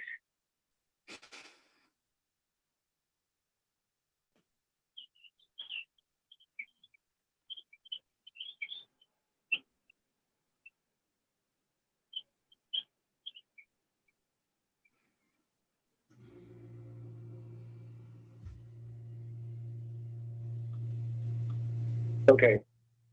That's all my questions. Thank you. Anyone else have any questions about the map before we take it down one more time? Yeah, just a clarifying question. I think I know the answer, but I think the applicant, and I assume the answer is yes, the applicant would like to keep multifamily residential for the area along Plateau Drive because the large lot residential does not permit you to build as many duplexes as you're hoping to build. That's correct. Okay, thanks. My apologies for messing that up earlier in the meeting, Mr. Walker. I think it was my comments actually that may have thrown you off. So we're all in this together. Thank you very much. Okay, any other questions from planning commissioners for staff or for the applicant while we have the map up? Or not? Okay. I want to just address the number of options that have been communicated here, and Jalen made a comment in the chat along this. For the sake of comment, please feel free to comment on any of these options or, maintaining current zoning, current application or staff report. But before we go to planning commission conversation, I think we should probably clarify how we want to handle as a body the applicant option versus what's in the staff report, and whether that is big enough of a change to merit its own hearing if we think it's something that we are more prone to recommend. So for the sake of conversation, we'll turn over to citizen comment here. And then, yeah, we'll adjust that in a moment. So I see in the order that they are in the chat, Karen, Liz, Jaylyn making a comment on behalf of a constituent, Chris, perhaps, as people who have raised a hand to comment. If you are in the meeting and you would like to make a comment during this hearing, and you can, please go ahead and comment in the chat, I'd like to speak, and that way we can just call you in order. If you are on a phone and you are unwilling or unable to chat, we will be calling phone numbers as well, just to make sure that we get everybody. Okay, so if you're here to make a comment, you will have an opportunity to speak. If you're watching on YouTube, you can join with the Zoom information that's at the top of the agenda. We'll let you into the meeting and we'll give you a chance to speak as well. So Karen Feary, you were the first on the list, and I am going to go ahead and set the timer for 3 minutes, but let me know first if you have any clarifying questions about the map before we turn over. At the moment, no, I don't have any questions on the map, and basically the rezoning, I do have some more specific questions. That was more the continuation of building the additional townhouse or the duplexes, timelines on that. Okay. And then sorry, just one moment for clarification. So if you don't have any questions on the map, I'm just going to start the timer for 3 minutes right now. So I just wanted to let you know. That's fine. That's good. Okay, so I was just going to ask about the additional duplexes being built. I was just concerned or was wondering about timelines on that. And then also on the apartments by the crew quarters for Western Rivers. I mean, there's no indication on how many stories it is or how many units will be included in the apartment building.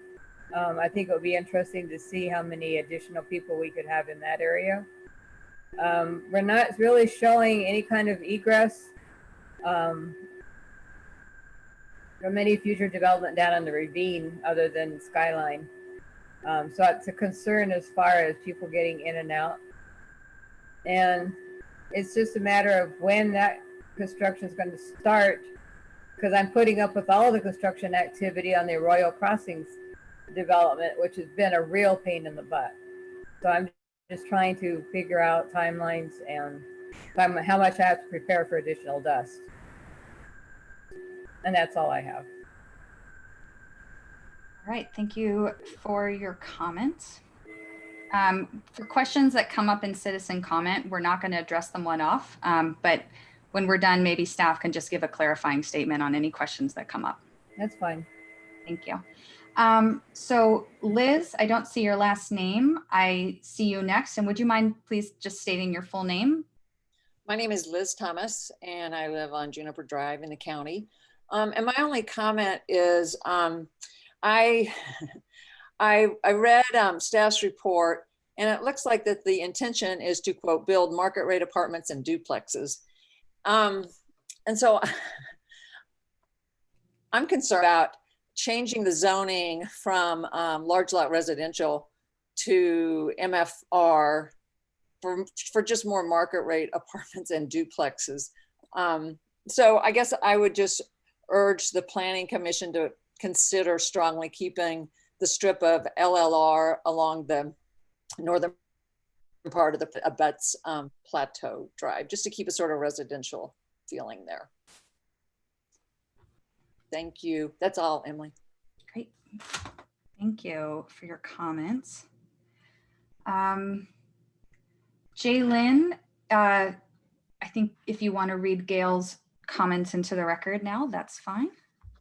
Okay, first, let me start by saying it seems to me like the duplex on the, as close as far as I could tell, and I think it's a beautiful duplex, but as far as I can tell, it's on a 0.49 acre lot, and then there's another one that's 0.78 acres, which is only 1.25 acres altogether, so that barely is enough to permit the first duplex.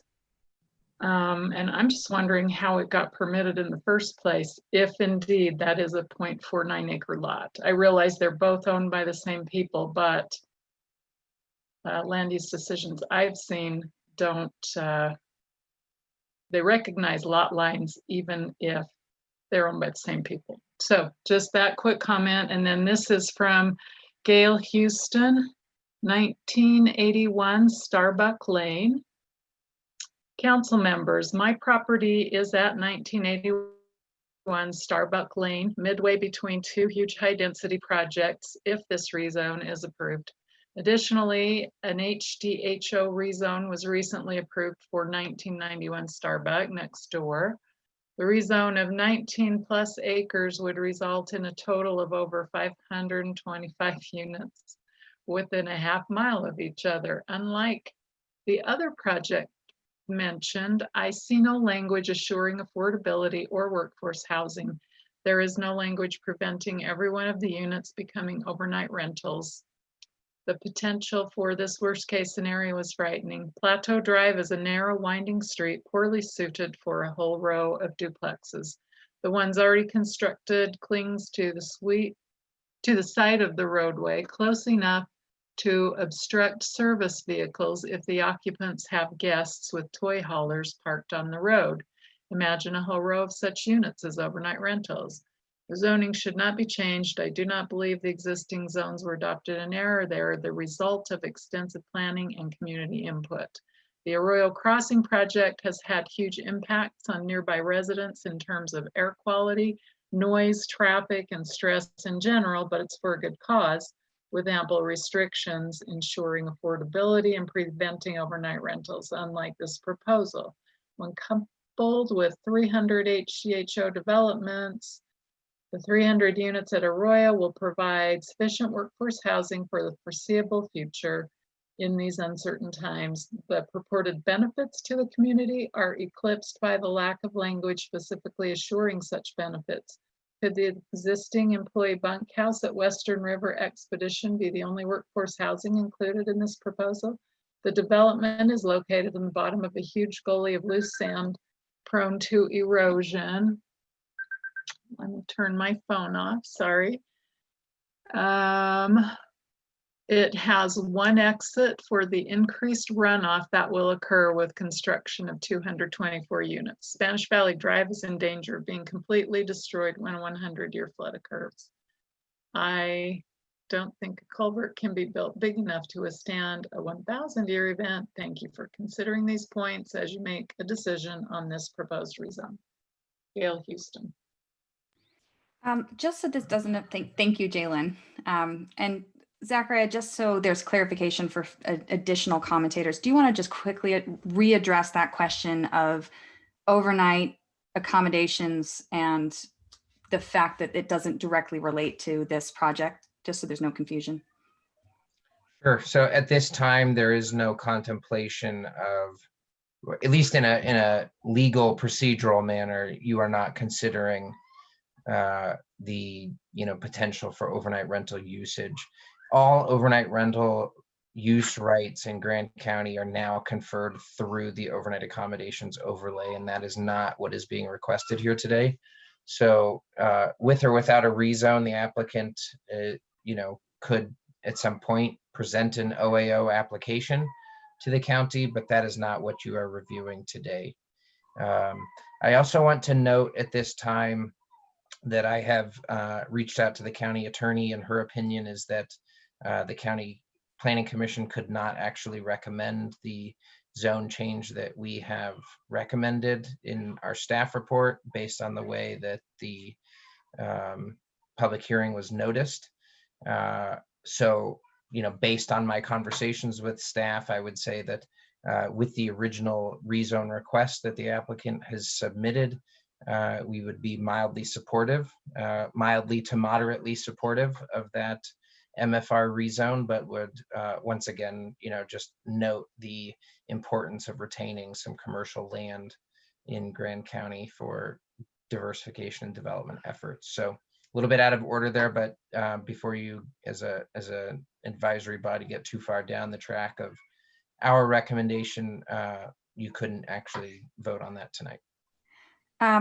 Since we're there, and I know there's a couple other citizens who want to speak, but I just want to circle this. Regardless of our recommendation and quite frankly, choice to make a motion and address this application this evening, is there a way that the current application with the current zone maps as drawn on page 24 could be altered between the Planning Commission and the County Council without having a second hearing at the Planning Commission?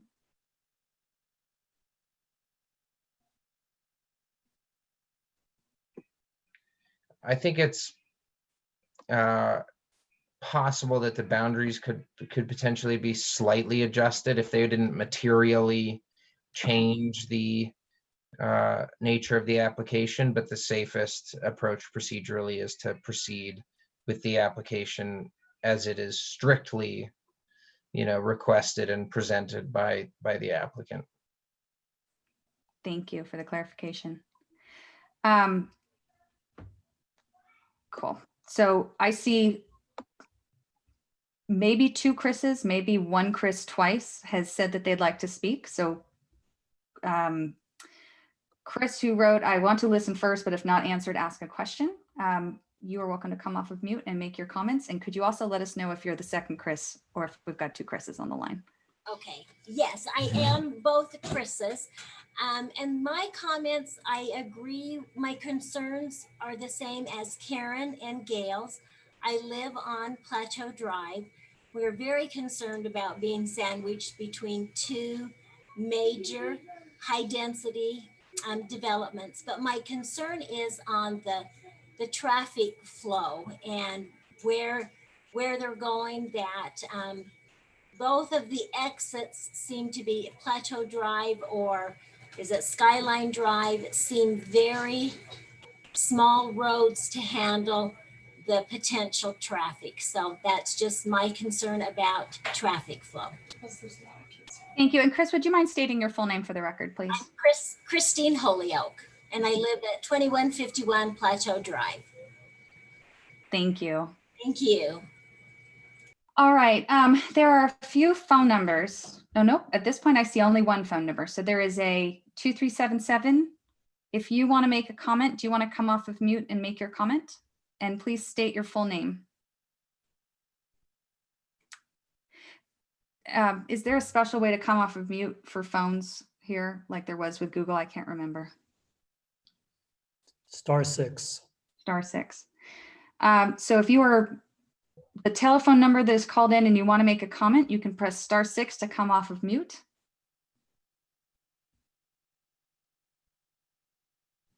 All right. Is there anybody else who is on the line who would like to make a comment about this application and who has not had the chance to do so?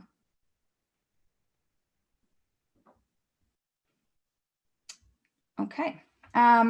So with that, I'm going to give the applicant one last opportunity to address the Planning Commission. Paul, I am going to give you 3 minutes this time, like the other speakers. And if you'd like, I can also let you know when there's 30 seconds left if you get close to the time.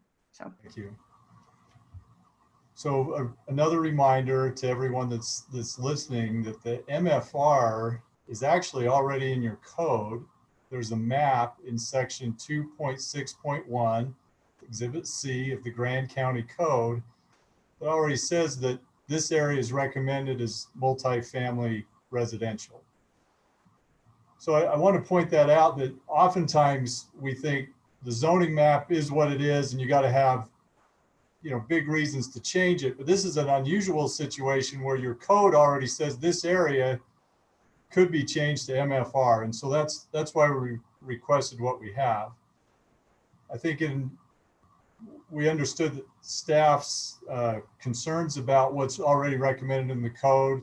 Their proposal was fine with us, so we're willing to go along with that.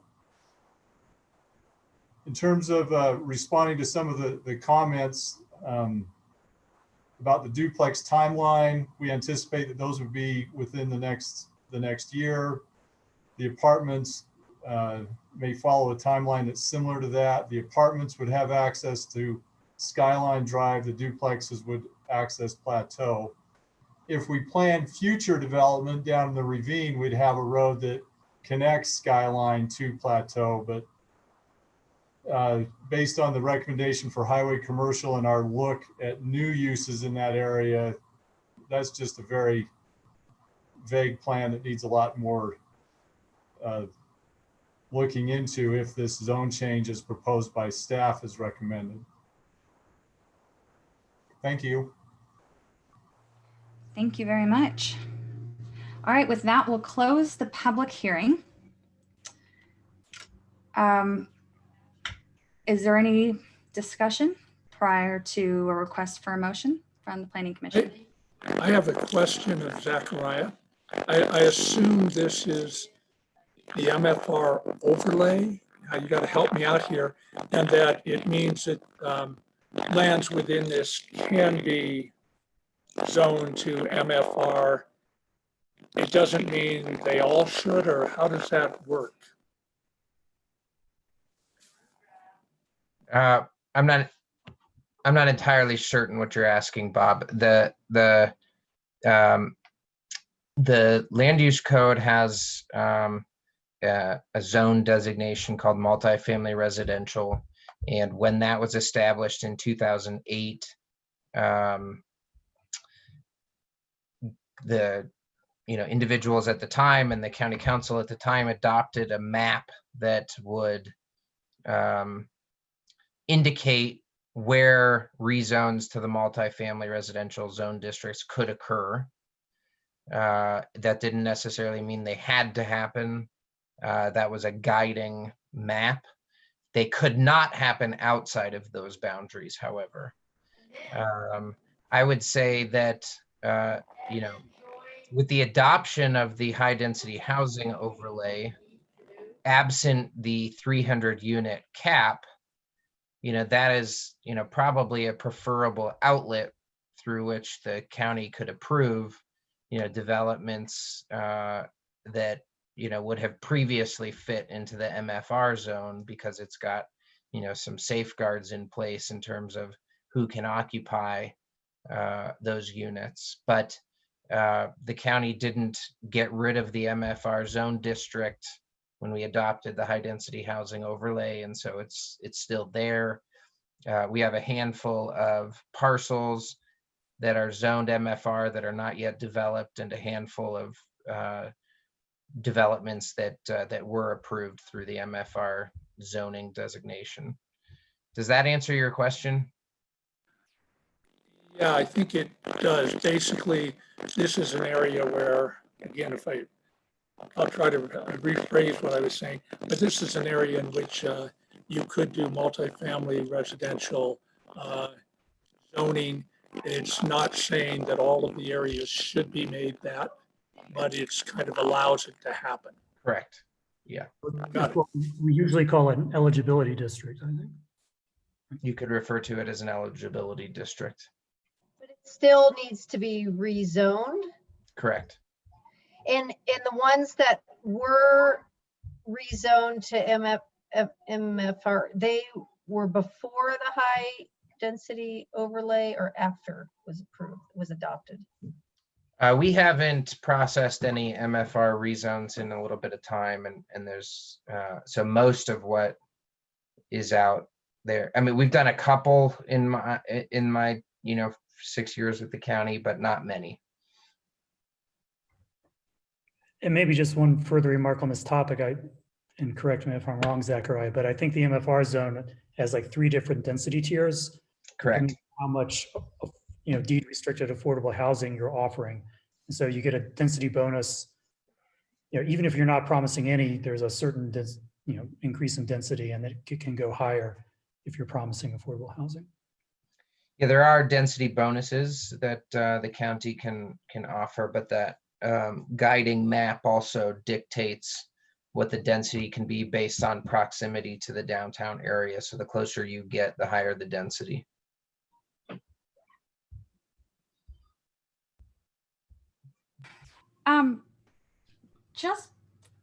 I want to take a moment and just read from the code for the MFR, the general business, and the highway commercial purpose. Because they are, their intent, I think, has some implications on how we might consider this. So multifamily residential district says the purpose is to provide appropriate locations where medium to high density residential neighborhoods may be established, maintained, and protected, and may also permit the establish of, with proper controls, things like churches, schools, trails, parks, etc., which serve the requirement of families. And the MFR district is also intended to implement infill and to encourage affordable housing within the attached mapped areas as marked, which is in our packet. And I think the use of the word infill is very interesting there, given surrounding use. Under general business, which is currently about 1/3 of this property, the general business district is designed to accommodate a wide variety of commercial activities to make Grand County a more attractive and energetic place to live, work, and shop, and to enhance the economic development of Grand County, and some compliance things. And then highway commercial. The highway commercial district is designed to accommodate commercial activities that are dependent on vehicular activity, in addition to the use and lot design standards of this section. So what I think is interesting about these 3 is, on the one hand, having a huge portion of this marked highway commercial seems as though it's conflicting to me because, it's an arroyo. I can't imagine there's a lot of vehicular traffic down there. But I also think that the intent of the general business district, especially given the location of this parcel and surrounding uses, feels more in line with, keeping the intent than the application of multifamily residential to the area, including the current general business district. So I'm conflicted on that too, between the 2 maps as presented, the current map and the map that has been presented by the applicant. But particularly the use of the word infill suggests to, make it more in line with more dense development in the area, as opposed to what we have currently, which is this would be an incredibly dense development in the middle of a more less dense area. And so I feel as though that is a concern of mine. I mean, I recognize that this was outlined also in the code as potential uses, so there's conflict there as well. But given the conversations that we've had with the community over the last several years related to economic diversification and, community development to that end, I find that the use of MFR there doesn't really align for me.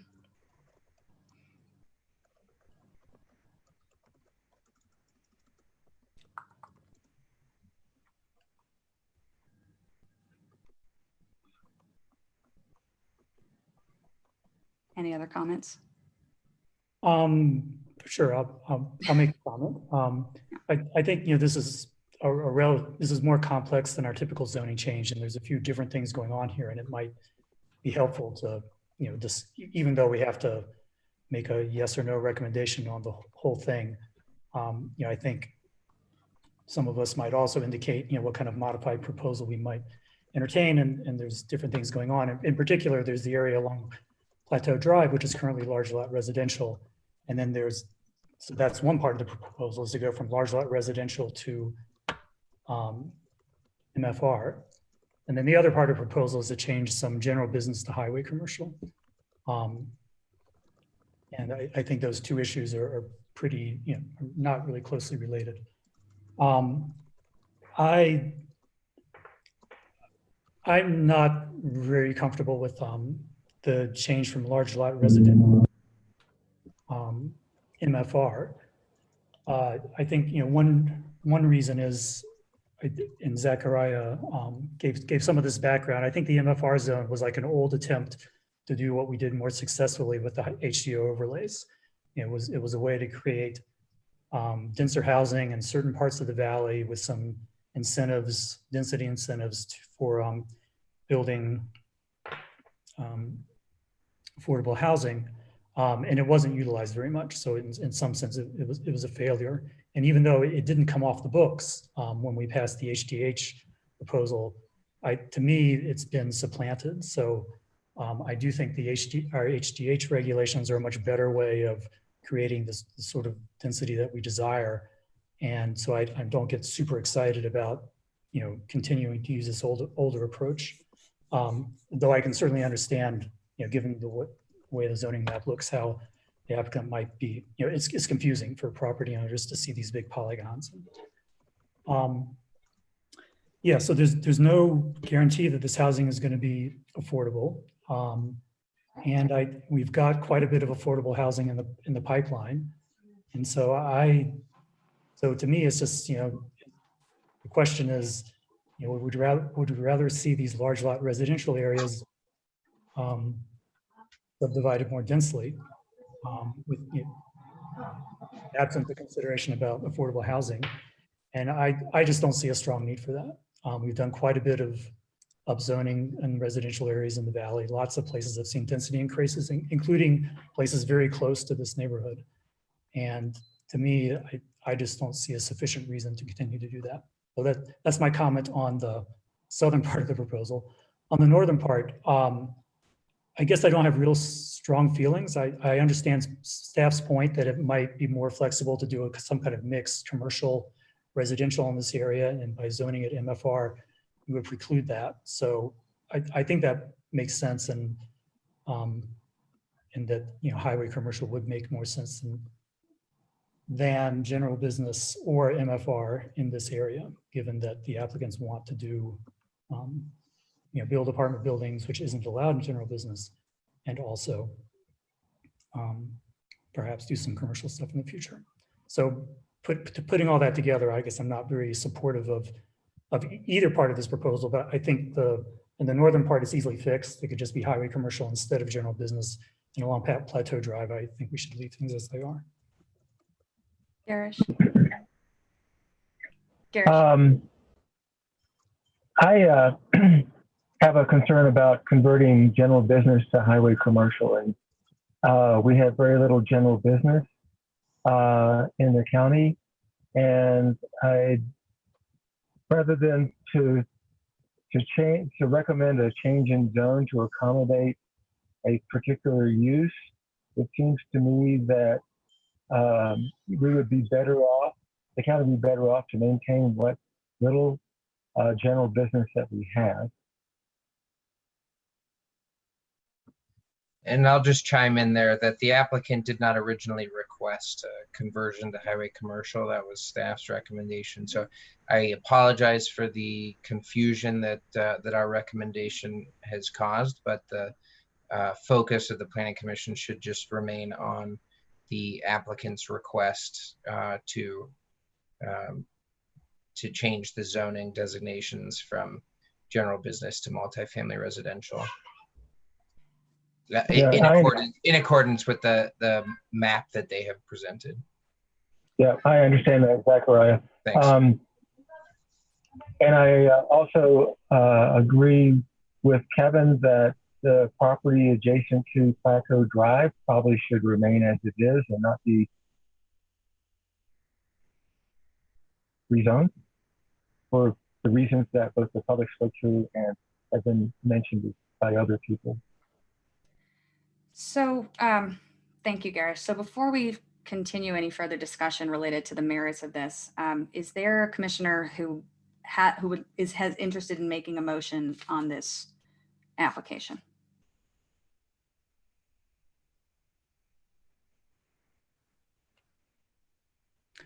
I'll move that we make an unfavorable recommendation on the proposal. Second. You beat me to it. So Kevin, do you have any additional comments? No, I've spoken recently. I don't have anything additional to say. Okay. Bob, do you have any additional comments? No, I don't agree with many of Kevin's comments. Yeah, I think I have especially a concern about the large lot residential being changed. All right. Any other commissioners have any additional comments or discussion on this item? I have a procedural question, which is I think we should, if my motion succeeds and we send an unfavorable recommendation, I think we should also, via a straw poll or something, give some kind of indication about what kind of zone change proposal we would be in favor of if there is one, just to help move the process along in the future. So Okay. maybe that could happen after the main motion's disposal. Yeah, that's a great suggestion. I would also suggest, depending on how we end up voting on this, that we look at that zone, the MFFR zone, and possibly consider removing it, or open that up to discussion. Abby, would you just note that for future discussion to come back to? Thank you. So for my clarification, the motion is to turn down the MFR request, not the earlier proposal that was described by staff that they're recommending.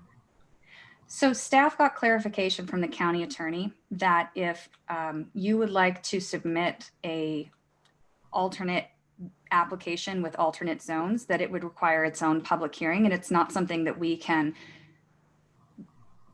officially send a recommendation on to the county council. But Kevin did mention that given the discussion that we had and some of the confusion earlier in the call, that once we have a vote on the motion that's on the table, we'll have a quick straw poll of the commission just to address the map as recommended by staff, so that you have a little bit more clarification for you to discuss with your partners and with the planning staff following the meeting. I have a question. Would it be appropriate to make a motion to table this request? And I know we have a motion on the floor right now, but would it be appropriate to table it right now until applicant has a chance to go back and talk with his partners? You're welcome to make that motion. Okay, I would like to make that motion also to table the request and as of right now. For Is there a further. second?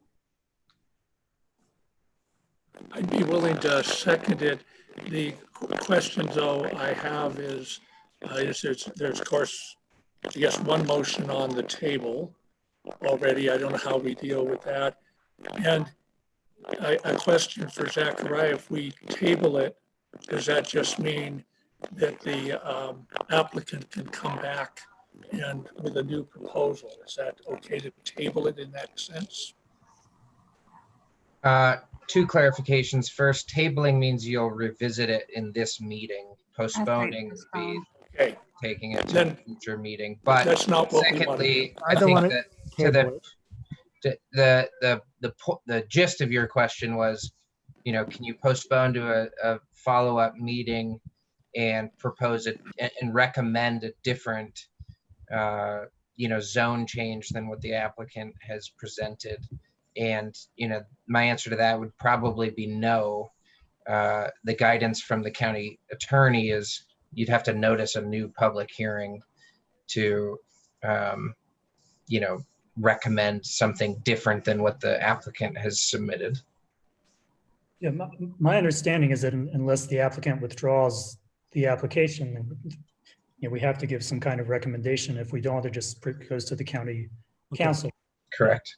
Okay, I discontinue or take away my my motion then. I actually said I'd be willing to, but didn't quite do it. So that's very helpful. This is a confusing procedural thing, so I think it would be used. I would appreciate revisiting this, but let's move on and we'll revisit the procedural aspect of this. So Bob didn't actually second. So. I think there was a question from the applicant that I'm not sure how to answer. So hold on. Okay. So we had a motion to table that Bob is saying he didn't actually second.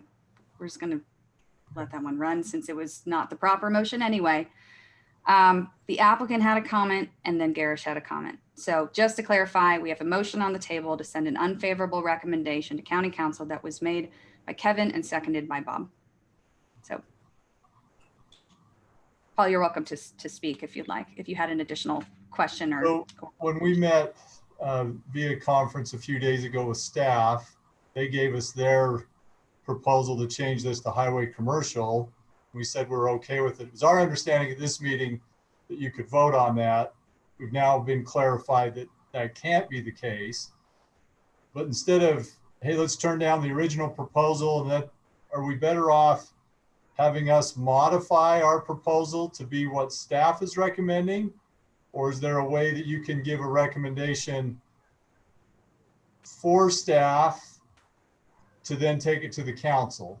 Or are we just coming back for another meeting? I think that's really what needs to be clarified, because we've said we're willing to cooperate with what staff has said. Here's the clarification. Here's the clarification. You have the planning commission has two choices. They can recommend approval of what you have presented, or they can recommend denial of what you have presented. Of the MFR. Of the rezone that you presented. The map that's in the packet currently. So my question is, now that staff has given an alternate recommendation to us that we thought could be acted on tonight, are we better off now changing our application to what we thought was going to be considered tonight, which was the staff recommendation? Zachary, I think that let's continue the motion. Let's not make it more confusing, Paul. Like, you know, our recommendation was, you know, we think a different rezone would be better, but that's just our recommendation. You have requested the rezone that is presented in the packet. The planning commission needs to act on that. So if they tend to agree with staff that a different rezone mix would be better, well, they can deny this application or recommend denial. Again, they're just an advisory body as well. Then it could go to the county council. So I'd like us to address, hold on, I'd like us to address this motion or any other conversation that's necessary as a commission to reach a vote on this. And then Paul, staff will be available to talk to you following the meeting or tomorrow to talk about options, regardless of which way the vote goes ahead of the county council meeting. Kevin, I saw you had your hand up, and then Garish. I guess I was going to say, if the applicant wanted to speed things up, they could, you know, if there's like an unfavorable vote, and if they don't think their odds in the county council are good, could withdraw it and then submit a new one, you know, and then that would start the process over. And hopefully the planning commission can give some indication about what kind of alternate proposals we would be in favor of in case the applicant wants to take that into account. And one more clarification, you know, frankly, regardless of what we had recommended to the planning commission or said in the staff report, the planning commission still, you know, has the ability to act on the application that you presented and has to.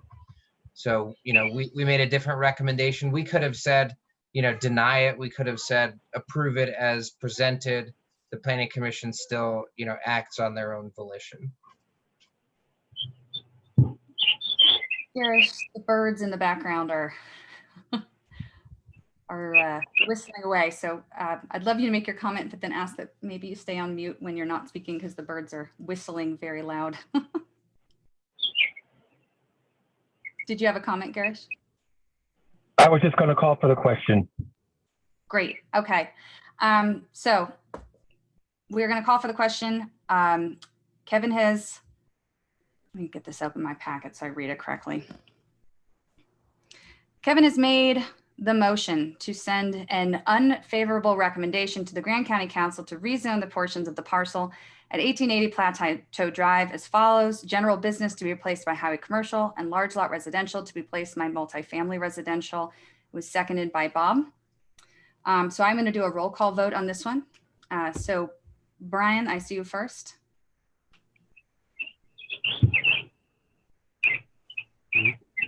No. Okay, Garish. I vote in favor of Kevin's motion. Okay, you vote yay. Kevin? Yay. Yes. Okay. Bob? Yes. Rachel? Yes. And I vote yes as well. So the vote is 5-1. So for the sake of the applicant, since there was some conversation on this and some confusion on this, we are going to do a straw poll. We won't roll call. We'll just do show of hands, except for Bob. I'm going to need you to be audible here. On the application, excuse me, on the map as recommended by staff. I realize that there is a lot of gray area in between that the applicant can consider, but I think that that is, Kevin, yeah? I think it would make a lot of sense to break it into two break it into the general business part and the Plateau Drive part and have separate votes, straw polls. Okay, I mean, okay, that's cool. Let's do that. So we'll do two quick straw polls. So the first is for the area of the property that is currently zoned large lot residential, would we be in favor or not in favor of rezoning that as multifamily residential or recommending a rezone to the county council? So straw poll, there is no legality, there's no question. This is purely for direction for the applicant to use in the conversation and follow up with staff. Straw poll, would you be in favor of rezoning the segment of large lot residential to multifamily residential? Show of hands for yes. Okay, and show of hands for no? No. Bob, you're no? Garish, you're no? Yeah. Okay, so there's consensus of in favorability of rezoning the large lot residential section of this property to multifamily. Now to the question of rezoning the general business, the section of the property currently zoned general business to highway commercial. Now remember, this is the recommendation from the staff report. This is not represented in the applicant's report. So straw poll, those in favor of recommending a rezone from general business to highway commercial, raise your hand or say yay. Rachel, Kevin, and Brian, raise your hand to say nay. Garish, Emily, Bob, would you be in favor or not in favor? Not sure. Not sure. Okay, great. So Paul, I realized that there was some confusion just as regards to staff's recommendation and how that affects things. We really do appreciate the work that staff does on our for the Planning Commission. You know, they look at a lot of different facets of this in guiding us, especially, you know, areas of county policy that we are not always as tuned into, but also there to provide guidance and not specific direction. So thank you to staff for your guidance here. And Paul, staff will be available to speak with you and with your partner to follow up on next steps. Okay, thank you. Thank you very much. All right, so we have a second public hearing. We've been here for 2.5 hours. Is our planning commissioners good? Do you need like a 3-minute break or are we good to keep rolling? 3-minute break would be great. 3-minute break. Okay. So it's 6:18. At 6:21, we will reconvene for our second public hearing.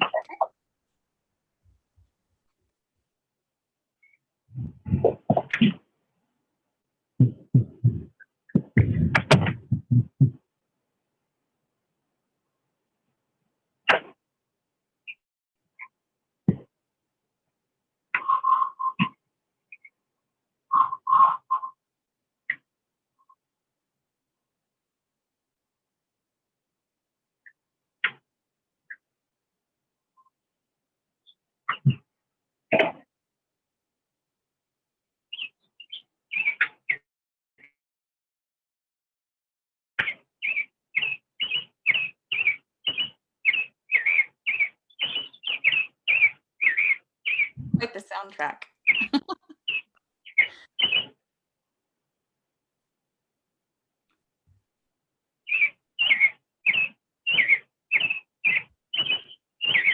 Zachariah, could you mute him, please? Just 'cause it's so sharp.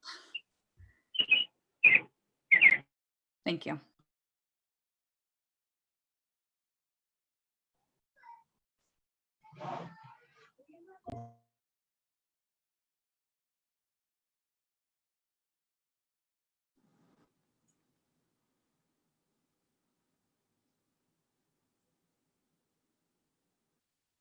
Hi, this is Connor. I'm with the group that's working on Sundance Village. Just wanted to let you guys know I'm on here. Thanks, Connor. We're taking a really quick break and then we'll open up the hearing and I'll just explain how we're going to go through it in just a moment. That sounds great. I heard that. They've been on for more than a couple hours, so that makes sense. I need a break too. Thank you. And Zachariah, I know we've exchanged emails, but I don't think I've met you before. So it's nice to start putting faces to names. Indeed, I'm still on mute while we're on break here, but nice to see you, Connor. Well, I should let you take your break, but did I hear that you're resigning? I am. What are your plans? August 7th. Well, if you stay on for a little bit longer, you can hear all about them. All right. Okay. I think we're about to reconvene the meeting.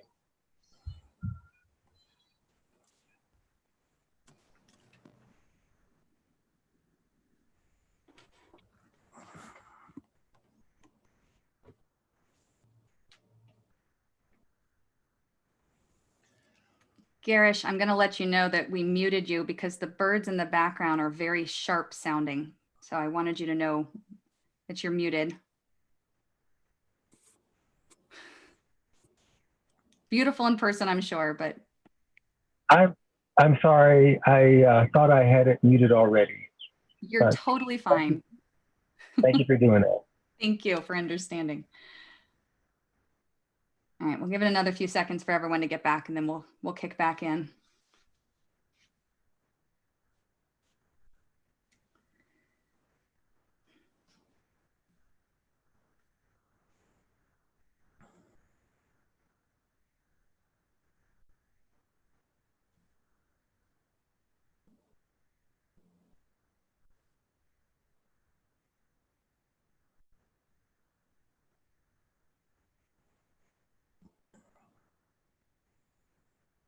All right, so Garish, Rachel, Bob, are you back with your phone? Yes, I'm back. All right, cool. So we are all back. So we are gonna kick off where we left off. So we have an additional public hearing. This is for the Sundance 42 lot HDHO application at 3058 and 3060 Spanish Valley Drive with the applicant Glenn Lent. So we'll follow the same format for this as we did the previous public hearing. I'll open the hearing. Staff will have an opportunity to present their report. Then we'll invite the applicant to share their narrative, clarify any comments that come up during the staff report section. We will then have an opportunity for citizens to speak. So once again, if you are on this call, or if you are watching YouTube and would like to join and make a comment, please post in the chat, I would like to make a comment, and then I will know to call on you, and we'll call on you in the order that you comment in the chat. If you are called in or you're unable to access the chat, we will also make sure you have a chance to speak. And then we'll give the applicant another 3 minutes at the end of that to address any questions or comments that come up during the citizens to be heard section. So I will open this public hearing and invite staff to share the staff report. Okay, so I'll be giving the staff report on this one. So this is for the Sundance HDHO development. The HDHO 10 overlay has already been applied to this parcel and they've already been approved with a master plan for 40 units. This is to, they're asking for 2 additional units, which would bring the overall development to a 42 unit development with, I believe, 34 of those as HDH restricted units.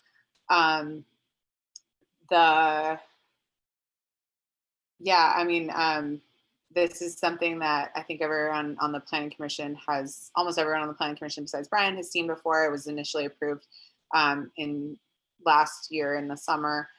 There's currently, I believe, about 10 HDHO slots left before we hit the 300 unit cap. So that is something to consider.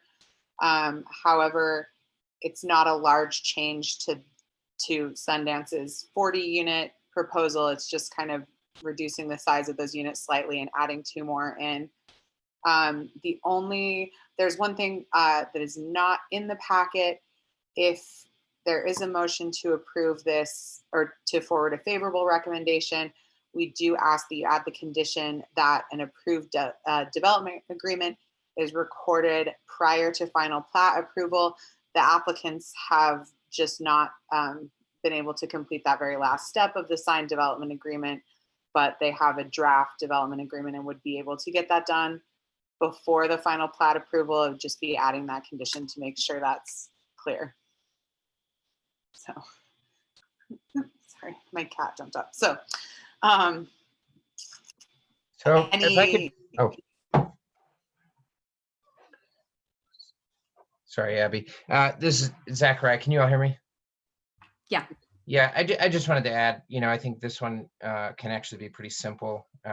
This application is actually ready to go to final plat approval for either the 40 or 42 lot subdivision.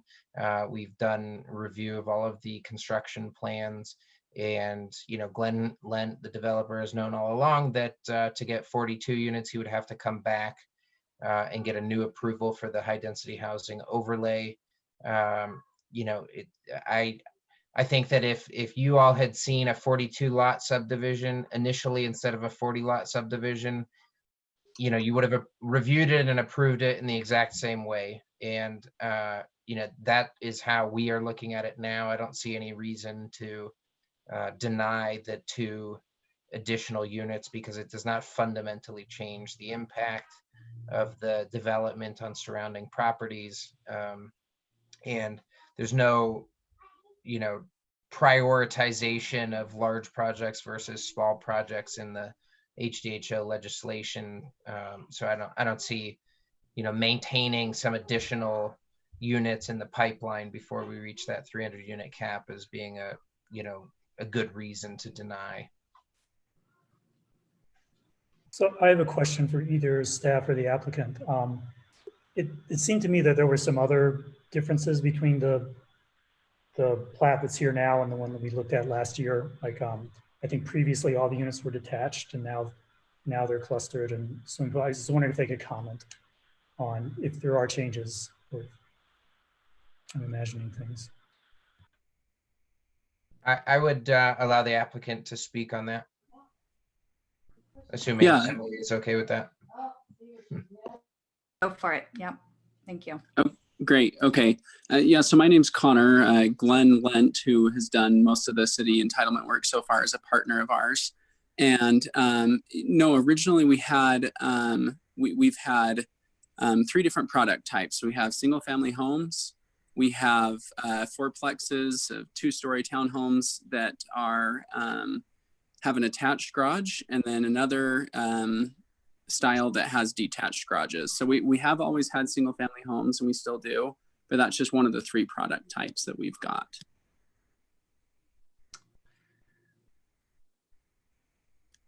All right. Any other questions for staff? And then we'll invite Connor to share a little bit more as far as project narrative and so on.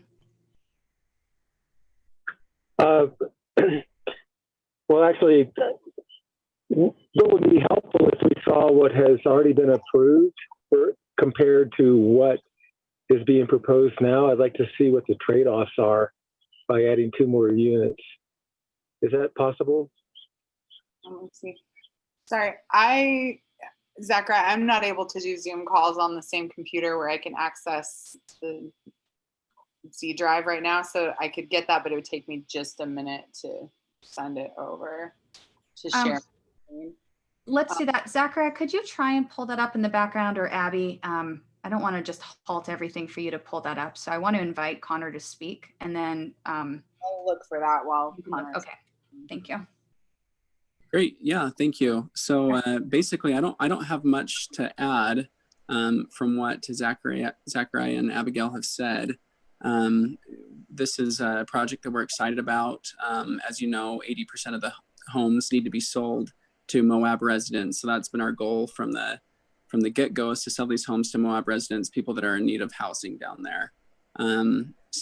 Anyways, adding 2 units just kind of works with the site that we have, and it's something we wanted to do all along, but we wanted to get the 40 approved, and like Zachariah said, we knew we'd have to come back and get these other 2 approved. We're offering amenities to these residents, and think it'll be a benefit to Moab residents to have a place to I guess more affordable options and newer, nicer housing to live in. Hey, Zachariah, can you hear me? This is Glenn. Yes, we can hear you, Glenn. Hey, guys, I apologize. I've been fighting battery fatigue. I think I'm on 2%. And anyways, but I am on right now. Our, rather than going back to our original site plan, it may make more sense. Our plans are to use our existing site plan, which really has a mix of units. It has single family detached and then both styles of townhomes that Connor mentioned. So really the difference would be between us doing 40 units of those and us doing 42 units of those. We, our construction documents, the entire process that we've gone through, we were able to add 2 additional units. We had the zoning, which would allow it. And we thought that it would just simply make sense. Thank you. Zachariah or Abby, do you have the old thing? Kevin mentioned that he does have the old thing. I'm trying to pull it up. Yeah. If I can share my screen, I can pull the old from the May packet, if that's useful. Sure. Wow. May of 2019. Yeah, May 2019. Okay. While you're doing that, Karish, I see you waving. But Emily, I just would like to understand the proposal better. So the 2 questions I have is, what are the trade-offs? Is it open space that is being reduced? And will the 2 additional units be market-based, or will they also be deed restricted? The overall development will be subject to the 80% requirement. So 80% of 42, rounded up to the whole number. So basically that means 2 more units that have to be sold, because if you take 80% of 40, you get 34. If you take 80% of 42, you get 35.6 or something, round that up to 36. So both of these 2 additional units will have to be sold at that to Moab residents. Thank you. And it might be explained if Kevin can pull the previous site plan up, but I'd like to know what the trade-offs are. What was given up in order to make 2 more lots? Yeah, I mean, the applicant can probably clarify, but it looked to me that the common space in the center of the development hasn't changed. It was more just kind of reducing the size of the lots. You'll see they're in a big line, and just kind of squishing them together a little bit more so that 2 more could be added on the end. I'd be happy to address that. Nothing has changed really on our roads. Nothing has changed on our centerpiece, our green space in the middle. The biggest change was we did a combination of detached and attached products. We felt with the way the market was headed, that an affordable product would probably be better with the impacts of COVID. And so we went to an attached product on a portion of those. The attached product is not is nothing to look lightly upon. However, we designed detached garages so that those members would still be able to have a backyard, and then there's a portion of them which the garages are attached. But those are really the product type is really the only changes that we made. Zachariah, can you give Kevin sharing permission just so he can pull up the map if you don't have it ready, just so there's no confusion? Yeah. And I guess I did want to, so contrary to what we heard earlier, it sounds like there is a mix of units from the original plan versus this one, a change. Right, and sorry about that. I wasn't quite sure how far back we were going. It's been a while since we were on the all detached units. I wasn't sure how far back you were talking about, but yeah, Glenn is right. I could say I have no objection to any of the unit configurations or any of this, but I'm just curious to know if, you know, so there was a plan that went through the Planning Commission, which may have changed before things are recorded and might be changing a little bit more now. And I'm just trying to understand which changes are occurring in which part of the process. That makes sense. And then I'll vote yes, I promise. No, that makes sense. So maybe I'll try to share my screen again in case people are curious. Yep. Okay. Okay, can people see two different maps here? Yes. Yeah, so the left is what's in our packet now. The X is on the deed restricted units, and this is from what happened in May. And if you look closely enough, I can zoom in if you want. You know, this is like all detached. And so I guess one question I have, it's probably a question for staff, is what's on the books right now? Is it detached or is it a mix?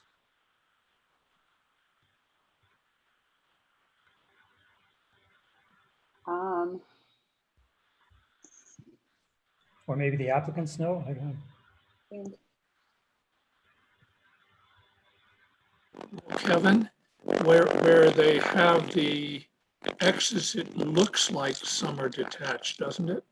That there's space between them. Yeah, no, so the current proposal, what's before us now, is a mixture of. Yeah, got it. Not okay. Which again, I just want to emphasize is totally unobjectionable. But I'm just trying to clarify, you know, is it really just adding 2 units, or is it doing some other things like adding a swimming pool and making some of the units attached? Just hoping. So I can answer that. Can you all hear me? This is Glenn. Yep. Yep.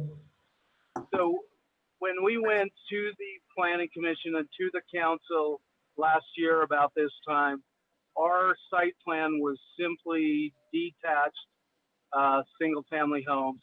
There were no attached single-family homes like we have. I believe we added the pool after we went. Not that that would matter in the scope of things, but it was really a function of us, you know, determining, really sitting down and figuring out what our product type should be and what the market would bear, and applying that and having extra room for 2 additional units that would be deed restricted. So then summarizing, the main changes are 1, 2 additional deed restricted units. 2, some of the units are now attached instead of them being all detached. And 3 is possibly like a swimming pool area. Does that hit all the changes? Yes. Okay, thank you. Right. Is it if I remove my screen sharing now? Yeah, thank you, Kevin. So are there any other questions for staff or for the applicant not addressing the merits of this specific proposal? Garish? I just want to have either staff or the applicant verify that the amount of common space is not being reduced. And part of that, I think, was going to be a playground or something, and now it's being replaced with a swimming pool. Is that correct? You know, we haven't gotten to that amount of detail, and to be honest with you, I'm not in front of my computer to be able to tell you down to the square footage if things have changed. If we did lose green space in the middle, We probably pick them up in the backyards, but I think it's really, really close. We have other areas on the site plane or on the site plan in the green space in the common area that we could do some type of playground. We just at this point we haven't explored that requirement, nor we're under any impression that we had to fulfill something along those lines.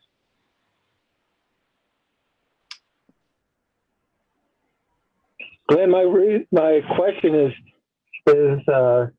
Garrett, to answer your question, there is less open space as a result of having more lots and larger lots. And there's the addition of the pool.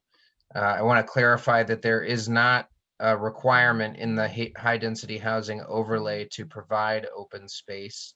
So, you know, it's fine for you to, you know, ask that question, but it's not in the ordinance as a requirement. Well, I realize that. I'm just trying to understand the difference between this proposal and what has been already approved, Zachariah. And if there are amenities that are being foregone with this proposal, I think we ought to know that. That's all. It's like, and I don't remember exactly how it was presented last year, but I understood that there was, you know, for young families who would be taking advantage of the affordable housing component of the project, that there would be a playground, which I thought was not a requirement, but it was certainly a good thing. I don't. Oh, hold on. Look, Kevin had a comment.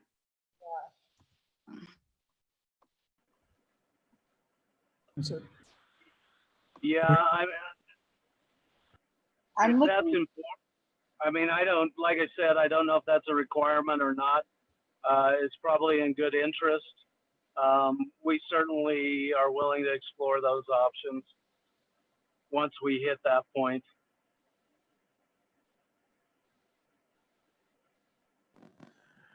There is also, I guess, the nice thing that both of the additional units will be part of primary housing for residents. Let's save comments on the merits of the project for after we've had a chance for citizen comment. So if there are any other questions for staff or for the applicant, you know, Kevin, I know you had your hand up, and then we'll invite any citizen comment. We'll close the hearing and then we'll open discussion and option for a motion. So Kevin. You know, my comment was about a more general procedural issue, but it can also wait if you want to hurry up and move on. All right. So we haven't had anybody in the chat say they'd like to speak, but I want to invite one more time, if you are on the call or if you are watching on YouTube and would like to join the Zoom call with the Zoom information at the top of the agenda and make a comment on this, you're welcome to post into the chat. If you're in here and you can't chat, you can just come off of mute. So I'll just give a few seconds there to see if anybody would like to make a comment in this public hearing.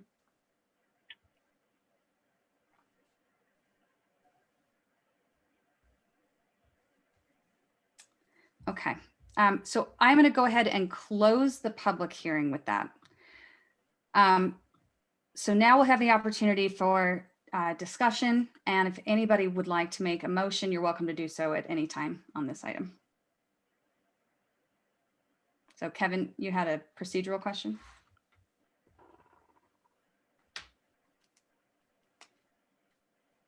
Myself. Actually, I'll make a motion first before for the discussion. So I will move to forward a favorable recommendation to the Grand County Council to approve the master plan dated 6/16/20 for the Sundance Village HD Show subdivision. And Abby, did you have something you wanted me to add to that?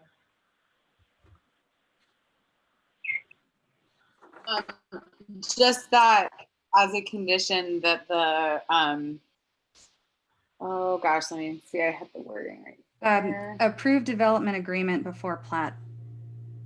Yeah. Approval. That's what I wrote. Okay. Well, You can make sure Yeah, that, so I consider what Abby and Emily just said as part of my motion. I second. Okay, Uh, either one. Brian, seconded by Brian. Okay, Kevin and Brian, so Kevin, you have some comments? Yeah, I just wanted to continue some of the discussion we were having earlier about, relatively small differences in the master plan. Well, I think it's true that some of these things like a playground or additional open space are not required. It's also true that things like that can influence the county council and whether they decide to improve this or whether they would rather have some different project, get into our limited quota. And so I think, this is probably an issue that we're going to be facing multiple times where we approve one master plan, and then once the developers get serious, they decide they want to make some changes. And I'm sure a lot of those changes are good and proper. Others might be, sort of withdrawing some things that were promised. And I think this is good for us to get clear about the issues involved. Personally, I think the differences between what's in front of us now and what was in front of us last year are pretty minor, and I'm not personally inclined to micromanage it. But there's a lot of gray area, and I don't think it's enough to say, well, this feature isn't required when we're looking at amending a master plan that's already been approved. So. Go ahead, Garish. Yeah, I agree with Kevin. I don't think the changes that are being proposed are significant, but I think in a staff report, if it could be clear as to when a modification is being proposed by an applicant, that it be real clear as to what the changes are, not just show us a plat. And if there is a change in this case, open space or use of the open space being proposed, I think that would be helpful so that we don't have to scrounge around and try to pull up an old drawing from months ago to try to tease out what the changes are, other than, in this case, we know that some detached or being changed to attached dwellings and 2 more lots are contemplated. Would just help us out if we had a more thorough staff report to go off on, and then it would save some time in the long run. Okay, yeah, definitely. I've noted that, Garish, and if or when we see this kind of application come before, I'll try to make a more direct comparison, so that's just easy to see the differences between old and new. Brian, did you have any additional comments? Okay. And Bob, I'm sorry, I sort of cut you off there before the motion, just to make sure we were reserving our comments on the merits for after the hearing was closed. So did you have any other expansion on your thought that you wanted to touch on? Thoughts at all. Sorry about that. Rachel, do you have any additional comment? No, I don't think so. I think that kind of covered it. I definitely, yeah, I would also like to see if there's sort of a reduction of the public benefit. Yeah, I tend to agree with that. I mean, I think this is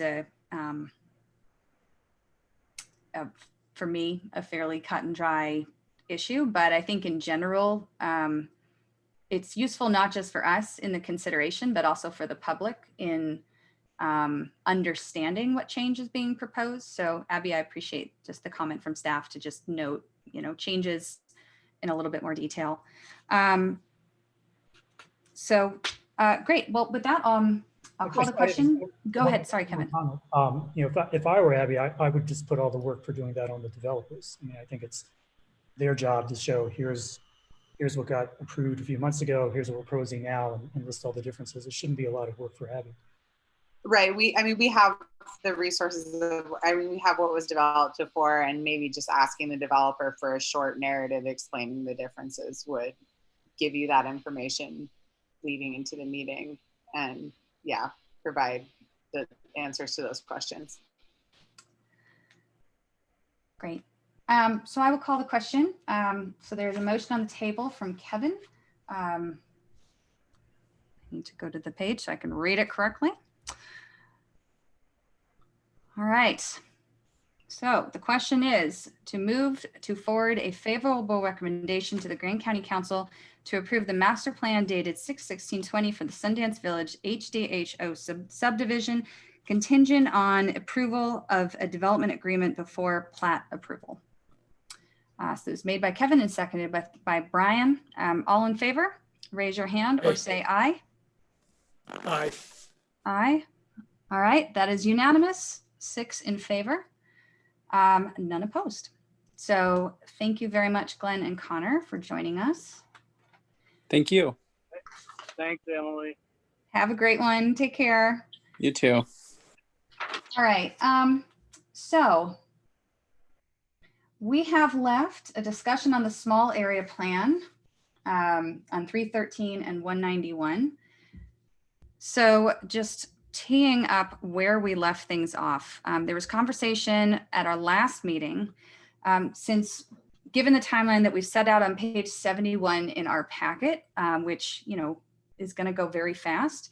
We think it would be useful, especially in this COVID environment, especially on the note that Jalen shared earlier in the meeting, to make sure that this information is readily available to the public as soon as possible, and using a survey to start collecting public input as soon as possible to ensure that we get adequate input and awareness within the community before beginning to detail any potential proposals that we would put in front of council. So thank you to staff for collecting our notes from this meeting. Abby, I'd love, since you were there last week, I'd love just any conversation from staff. How would you direct that we move forward on this, or any additional context you want to give us before we go deep on it? Yeah, so what I think would be great to accomplish in this meeting tonight is to go through, and hopefully everyone's had a chance to look through those and add, I know some people added comments in the Google document, if there are any survey questions, essentially if the questions that are in the packet are comprehensive, if there are things that are missing, if there are things that we want to add, to try to get that taken care of either in the meeting tonight or maybe email it in the next couple days, because yeah, we do want to make that available as soon as possible. Yeah, so that's really what I think would be most helpful from the discussion today, would be essentially a confirmation that the questions as they're laid out in the packet or as they were in that Google Doc are what the Planning Commission would like to see in the survey. And did I understand you correctly that you said that's something we could do over the next couple of days? Right. Yeah, so I mean, if people have comments to make right now, or after the discussion today, if, yeah, maybe let's say by the end of this week, have any, like kind of make any of the comments you want to make by the end of this week. Late in this week, I'll send out a draft of, like a final draft of the questions to approve, and then hopefully next week we could start getting that survey out to members of the public. I think in this meeting, it would be helpful to pick up questions around stakeholder groups and priority of interviewing them, since that's something we would want to start to get on the schedule and prioritize now. So I think it'd be helpful to discuss that. The questions around zoning, I mean, these are marked as questions for Planning Commission, but those seem largely questions for the public. Even number 4, it seems like a jumping off point is kind of status quo to me. But I'd love to just hear if there are alternate thoughts about that for number 4. And then finally, just after we kind of have some conversation, getting a general sense of where we're all at as far as amount of time relative to each other that we could invest to make sure that we can support staff in this, and staff is obviously short-staffed. So Garish, I see your hand. Did you have something to share? I think the questions as they are developed are a really good starting point. And the sooner we can get comment from the public, the better. And I was just going to throw out our next mock meeting is scheduled to be at the Spanish Fork Arena where they feel like there could be adequate social distancing and enough airflow that we won't all end up in an ICU unit.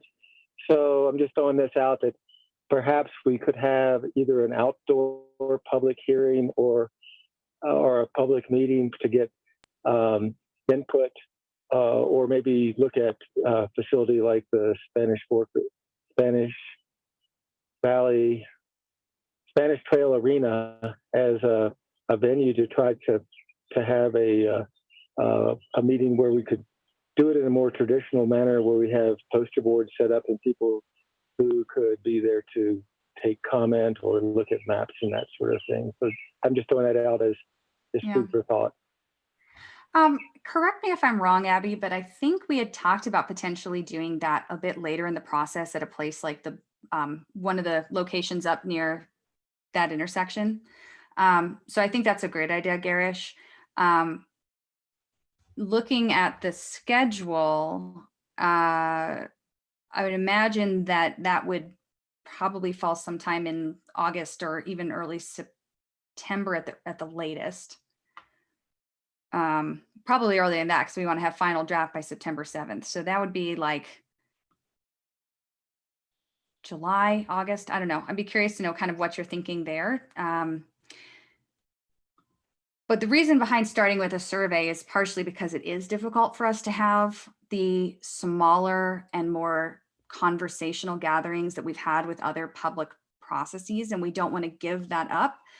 So we're going to need to get a little bit creative just to get that initial influx of information, and then probably use those larger open air meetings to share and get comment and make sure that we are getting adequate, clarifying adequately our thinking and our direction that we're hearing from the public back to the public, and also making sure we continue to get opportunities for feedback so that we can iterate appropriately.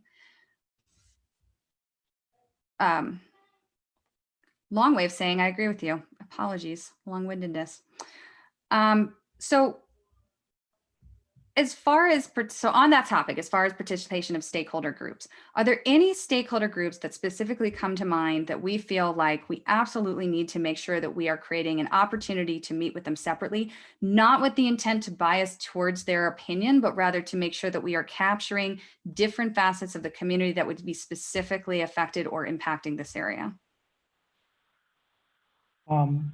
I think the answer is no. I mean, I think the people who own property in that area, don't need any coaxing from us to weigh in. I'm sure we're going to get a lot of very detailed comments from that group. And then outside of that, it's just kind of general public, or maybe the general tourist public. And I don't see a strong need to go after young people or, people who work in some particular sector or something like that. I mean, it was really nice to do that during the HDH.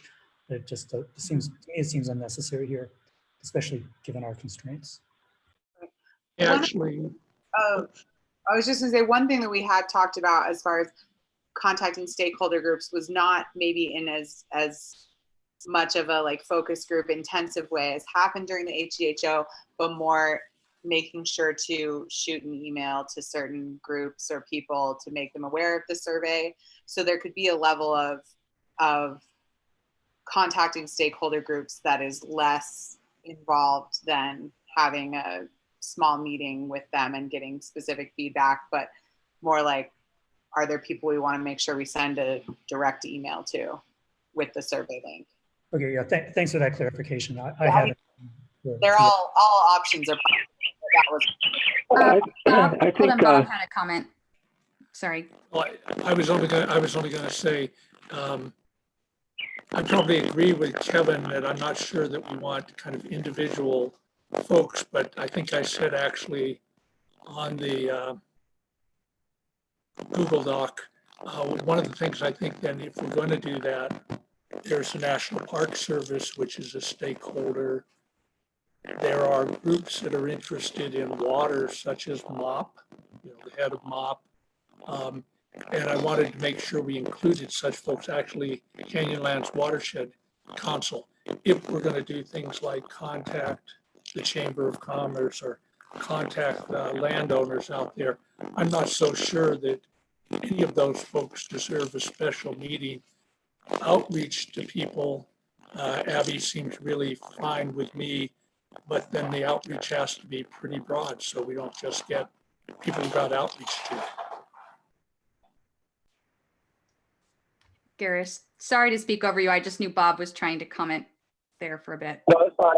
Listen, you're doing a great job, Emily. So no need to apologize. I was thinking that as a way of outreach, that a lot of people that potentially would have an interest in the project are not Grand County residents. And if we could craft, or staff could craft a news release that could go out to, the papers in Salt Lake City, Provo, Durango, Grand Junction, or whoever else they typically would send press releases out with enough information so that people who live outside of the area, but also are our stakeholders, could weigh in. We might get some comments from those people too. Sometimes we're very provincial in our thinking, and we think that since we live here, we get to say exactly what goes on. But when you're looking at nationally recognized resources like these, it's good to try to cast the net a little further out. One thing that's interesting about that, my instincts would normally say, I don't know that I agree with you, but actually one thing that we continuously hear is that some visitors who have appreciated visiting Moab for a specific and a specific reason for its specific characteristics are now sharing that they are not visiting for the reason that those characteristics are gone. I've heard that anecdotally from many people and many groups representing different perspectives in town. I don't know that this is the mechanism to do that sort of outreach specifically, but in general, I think that is an interesting question to ask. And this is an area that certainly could impact or be impacted by that trend as it relates to a change in recreation types, the impact of those recreation types, both to visitors and residents and ecologically speaking, the length of stay, and the propensity to spend in town by various use types. And there are some proposed developments in this area that could trend more towards one type of recreation and visitation than others, where one may be more likely to stay in hotels and spend money in town and so on, and another may be more likely to be self-contained and have a higher ecological impact on the land. So I don't know how we handle that, and I don't know if there's a potential conflict to doing that and where we find that balance. So I'd look to staff for guidance there, because I certainly don't want to lead us down a lane we don't want to travel. But I do think that it's a realistic concern, and it's one that there is enough anecdotal evidence to suggest that it's not just an emotional concern, but it's an actual felt concern. Oh, sorry, go ahead, Kevin. Okay, I'll try to be short. I mean, I think Garish makes some interesting points, but I also think that the county council has emphasized to us that they want this thing to go quickly, and we're short-staffed and low on budget, and so this doesn't seem to me like the time or place to do that.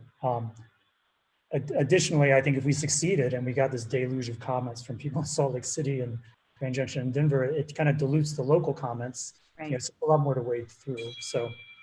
I mean, I think that the problem you're trying to address there is legitimate, but I don't feel like this is the time to do that. And I share that I'm not sure that this is the time either. But I think in general, it's something that we should be looking for that time and that opportunity, whether it's through the economic report that, something to save for future discussions, Zachariah, as you're readying your departure, what that looks like. I just want to kind of cap on that I do think that certainly for local groups you may consider stakeholder groups, whether it's Rotary, Lions, or MOP, or CWC, or NPS, or local property owners. I think just ensuring that we have just a checklist and we're just making sure to send out an email. It doesn't cost anything to send an email. So it's probably worth just compiling that list, and it's a list we can refer to for future plans as well, and doesn't add a huge lift. Actually, it may reduce the amount of churn and necessary, well, we'll just say it could help alleviate some of the potential constraints down the road when it comes to reviewing the draft and citizen comments at those points. So, cool. So we've been here for 3 hours, and I'd love to just keep this brief where it can be and go in deep where we need to, knowing my own tendency to speak long-windedly. So that addresses kind of question one. Question two is a question about, does it make sense to use one zone as a jumping off versus multiple? Does anybody have any thoughts that they feel very passionate about sharing now, or can we address that in the doc over the next few days?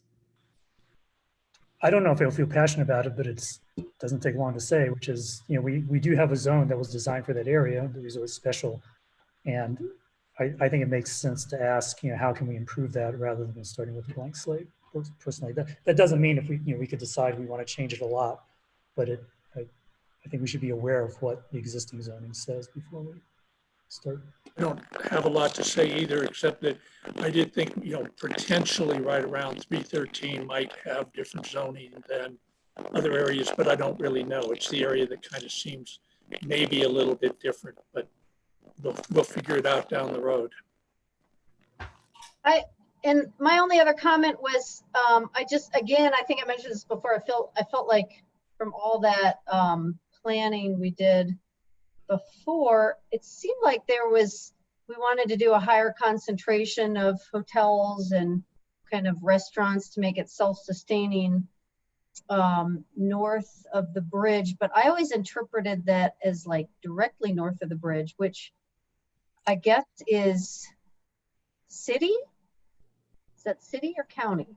Seems like there's like a couple parcels that are county. Whoa, crying children, but for the most part, it's city.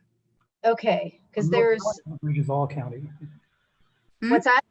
North of the bridge is entirely county, I believe. It is entirely county. Okay, and right. There's only a couple parcels that haven't been developed, I guess, is all I was saying. So. Well, I mean, there's the whole uranium tailings. That's years down the road, I guess, but.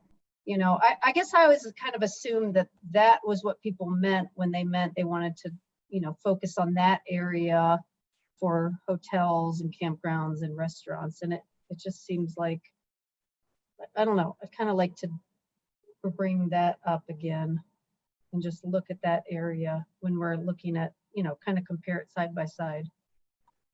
So we did at our last meeting draw boundaries that we felt comfortable with as defining this 313-191 intersection, which was basically the dinosaur park north to the airport, and then extending east more or less to the park. So we decided not to include that area. I think if it's something we want to revisit, let's just move that to comments and just explain the trade-offs. But I feel like there was pretty strong consensus with us and with staff in general that these were the boundaries that made the most sense. I think trying to get this done in a timely fashion, it will be helpful to be more focused on the boundaries that we established in the last meeting. I agree with that.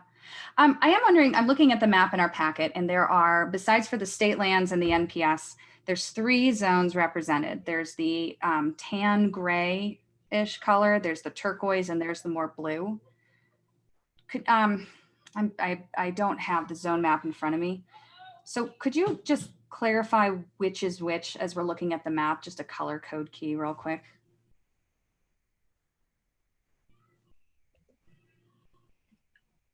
So you're talking about the map that's in the packet?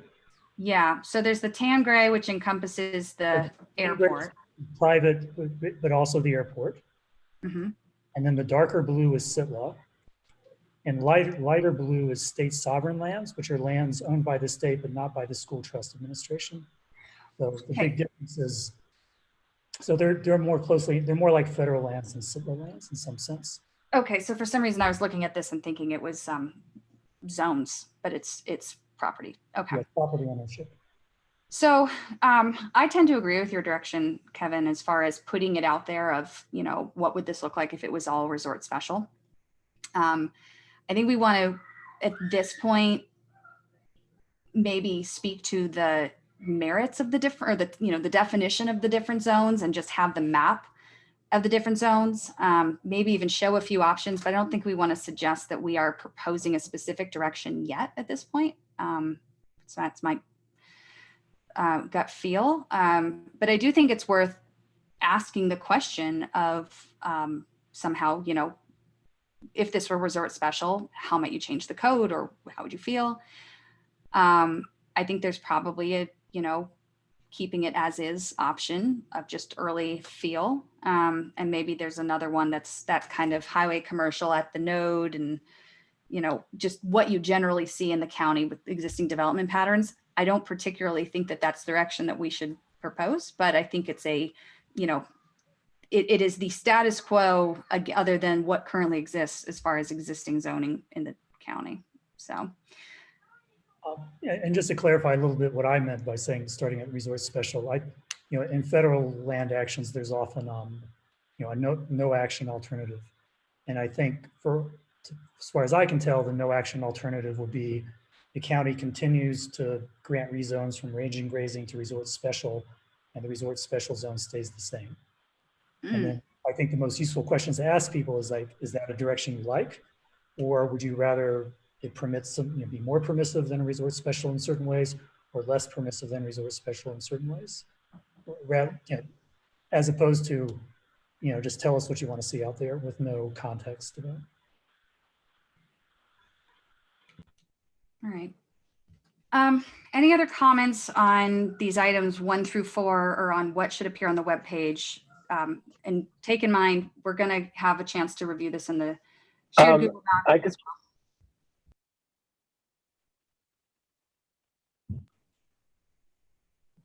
Garish, was that you? Sorry, I don't know who came off mute. Oh, yeah, there's a delay. Sorry about that, Emily. I think I agree totally with what Kevin designed. It's like a draft proposed action, and to really explain the differences between, some of the options are, resort commercial, leaving things as they are, expanding highway commercial to this zone, to this area, etc. Is a really good starting point, and it'll get people kind of thinking along the lines of if resort special seem to, or resort special seem to work pretty well with some tweaking. What are the tweaks that are needed? So I heartily endorse Kevin's proposal as a place to start if we're going to be explaining the deal to the public. And I would actually put a plug in for that as well at the staff level, is that you don't necessarily have to start from scratch or reinvent the wheel. You need to say, I think what will be really helpful is thinking back on all these instances of rezone requests and what your hangups have been on saying yes. And it may be a virtue of the projects that have been presented, but you all know that it's been, largely a function of not feeling like you had enough guidance for what was wanted there. And so don't necessarily stray from that too far, because, that's all really present or recent and timely.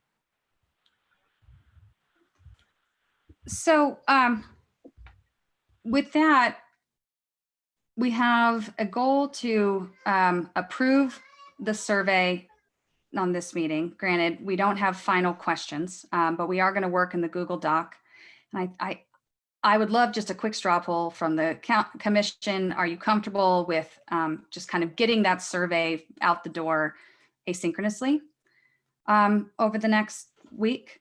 Then that leaves June 30th, beginning public input, creating a web page, and starting to schedule stakeholder meetings, which means by the time we get to our next meeting, we should be starting to see some information trickle in. At that point, I think it's worth having the discussion about how involved people want to be. Let's just park that for now, unless anybody wants to share an email or in the Google Doc, that's fine. So Abby, how do you feel as far as readiness to get a draft of a survey out there? to the commission first to review and then feel So comfortable. I will send out an email tomorrow that is kind of updating, incorporating this conversation, and reminding everyone to comment, add their thoughts to the Google Doc by the end of this week. And then with the goal that on Friday, everyone will get an email with a draft of a survey, any final, and to make comments over the weekend on any final tweaks or things that they'd like to see change in that survey. Does that seem to work timeline wise for everyone? It's like end of the week means Thursday evening then, is that, if we're gonna get it Friday? Sure. Well, I mean, it depends on how fast people comment. I'll send out an email tomorrow with the links and with the kind of things incorporated from the discussion today. And then as quickly as planning commissioners can make comment on the survey, once, you know, just to have a couple days where the Google Doc is available to people. And then when I've seen that everybody's looked over the Google Doc, made comments or responded to the email, I can put out that final survey. But the idea that Friday would be the latest that would get out. Okay. So Okay. commissioners, that you give us a deadline of Thursday and then you're gonna. Yes, a deadline of Thursday. Yeah. so yes. commissioners, let's all commit to looking at the survey and emailing Abby once we've had a chance to leave our comments. And that way, if there's anyone who hasn't emailed her, we know who to chase down to make sure that that's not lingering. So we can follow up that over email, but and thank you to Abby for organizing that. Cool. I'd like us to move on. So last call for any lingering comments or questions, and then we'll carry forward. All right. I know we have a lot of balls in the air right now, so thank you to everybody's help there. So we've done the County Council action items report and the building permit review. And Jalen's update. So that leaves future considerations. And I know Zachariah has some stuff to share with us. I just want to note two things that came up in the meeting. So one was the whether it's owned by staff or owned by the developer, just having some way to note changes when a redevelopment or a change of plat comes in. And then Abby, I'm sorry, I asked you at one point, can we add this to future considerations? And then I forgot what it was, so. That was one thing. The multifamily residential zone, just re-examining if that is still appropriate in light of the high density. Right, we are gonna go back through the zone tables at some point. So let's just make sure we have that in our notes so that when we do address that, we can. I can make note of that. I honestly don't, I think there's a lot of higher priority things that will be discussed before that, but we can definitely keep that on the list. Thank you. Anything else? I had one very short. So I did follow up with Mallory at the county council office about the budgeting training for county councilors or for planning commissioners, and she did confirm that the budgeting training is not necessary. So I'll send out an email again that just the open and public meetings is required every year. It's in the planning commission bylaws as well. And then the general board member training, which I think is relevant, is once per term. But that budgeting and reporting training, which doesn't really apply to what planning commissioners do, Mallory did confirm that that is not a requirement. So. Thank you. Yeah, thanks. I don't know why that piece of information has like stuck around for a while, but hopefully we can get that officially updated. So that's all. All right. Anything else before we invite Zachariah to tell us about all the journeys ahead of him? No. So, well, not for me at least. So yeah, I wanted to, let you all know if you hadn't seen already in the paper or heard through the grapevine or watched the county council meeting last week, but I have officially resigned from Grand County as the Director of Community and Economic Development, effective August 7th. So I I don't have a prepared statement for you. I did submit one to the county council, but I just wanted to let you all know how much I have deeply appreciated your commitment to this community and your commitment to adding value to the Planning Commission. I think that in the time that has transpired since I first started with the county and today, the Planning Commission is in a completely different spot in terms of its understanding of the complexity of planning issues and development challenges and opportunities that we have here, and its steadfast commitment to learning about the issues and finding ways to add a lot of value to the decision-making process that the county council ultimately has to follow. I did not take my decision lightly by any stretch. I've really enjoyed my position with the county, and I think that together, we've done a lot of really wonderful things. We have passed some, remarkable legislation and worked on a variety of really,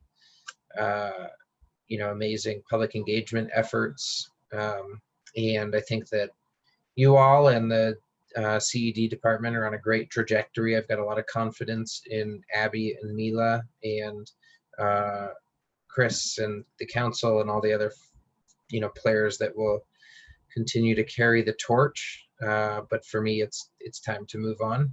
And so after I depart from the county, I will become the Director of Corporate Development and Social Responsibility at the Synergy Company.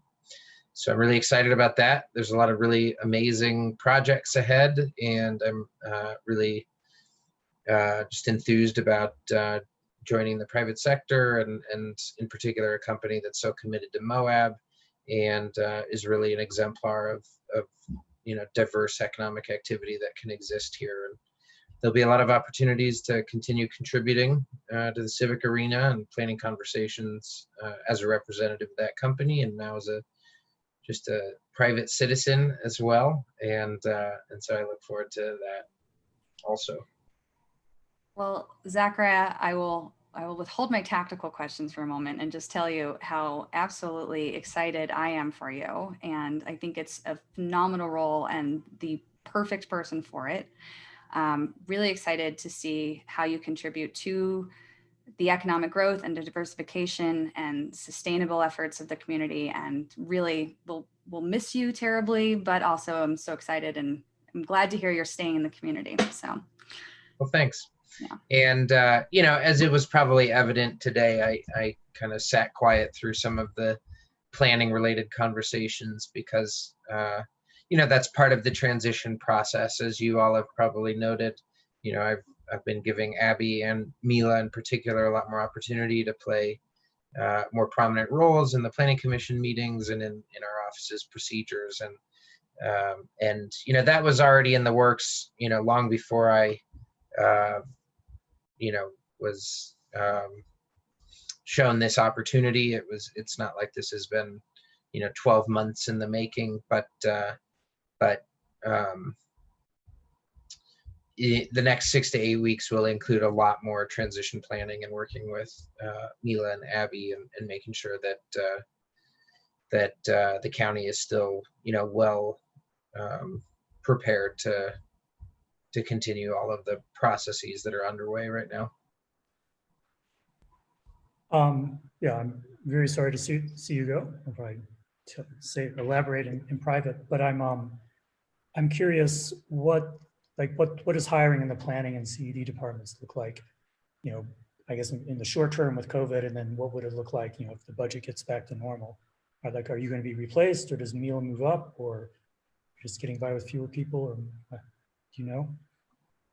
Well, it's not for me to decide. That's a county council and county administrator decision, and ultimately one that has, like you said, budget implications. I have presented a few different iterations of departmental reorganizations to the county council, none of which have been approved. But I think there is basically two approaches that can be taken. One is that that the CED department remains kind of as it is, and somebody becomes the director, and based on their skill set, if they can truly oversee both planning and economic development, that's one route. Or if they were more firmly situated in one of those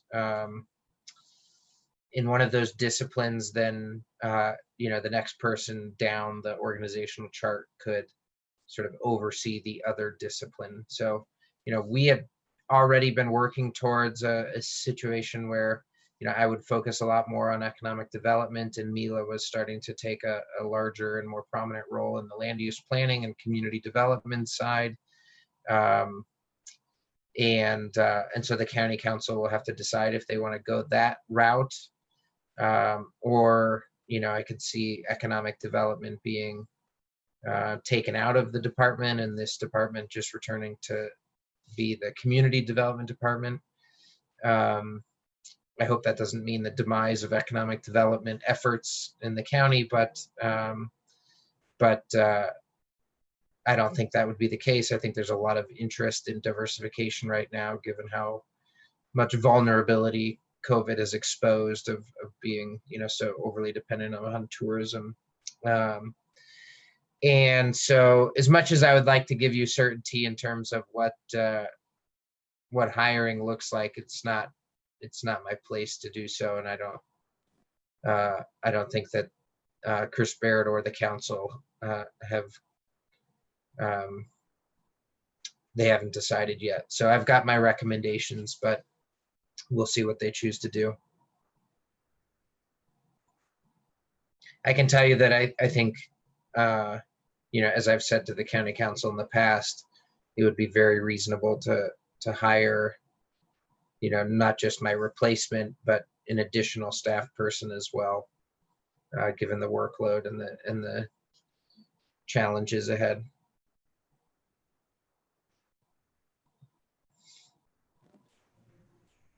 Zachariah, just thank you very much. You've been great in this role. I expected you to move on. I didn't know it would be synergy, but just thank you very much. Good luck. Thanks, Bob. And I echo that, Bob. Yep. So thanks a lot, Zachariah. We'll have opportunities, I'm sure, now.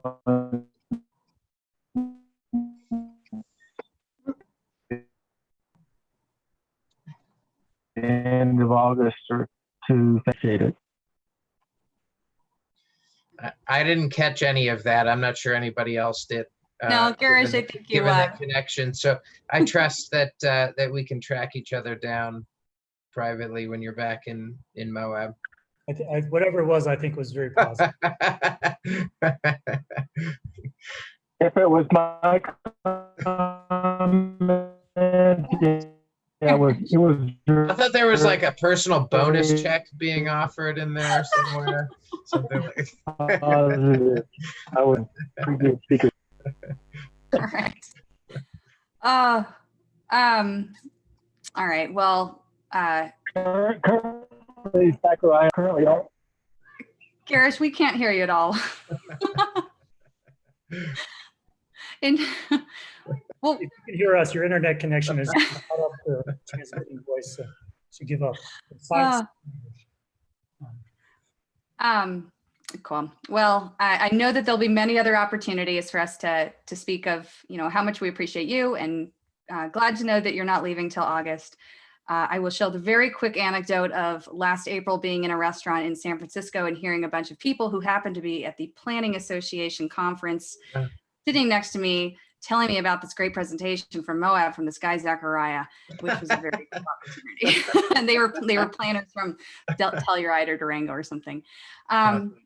So anyway, well, that gets us to the end of a long agenda. Would anyone like to make a motion to adjourn? That we adjourn. Brian had his hand up first. All right, Brian and Bob made and seconded at the same time.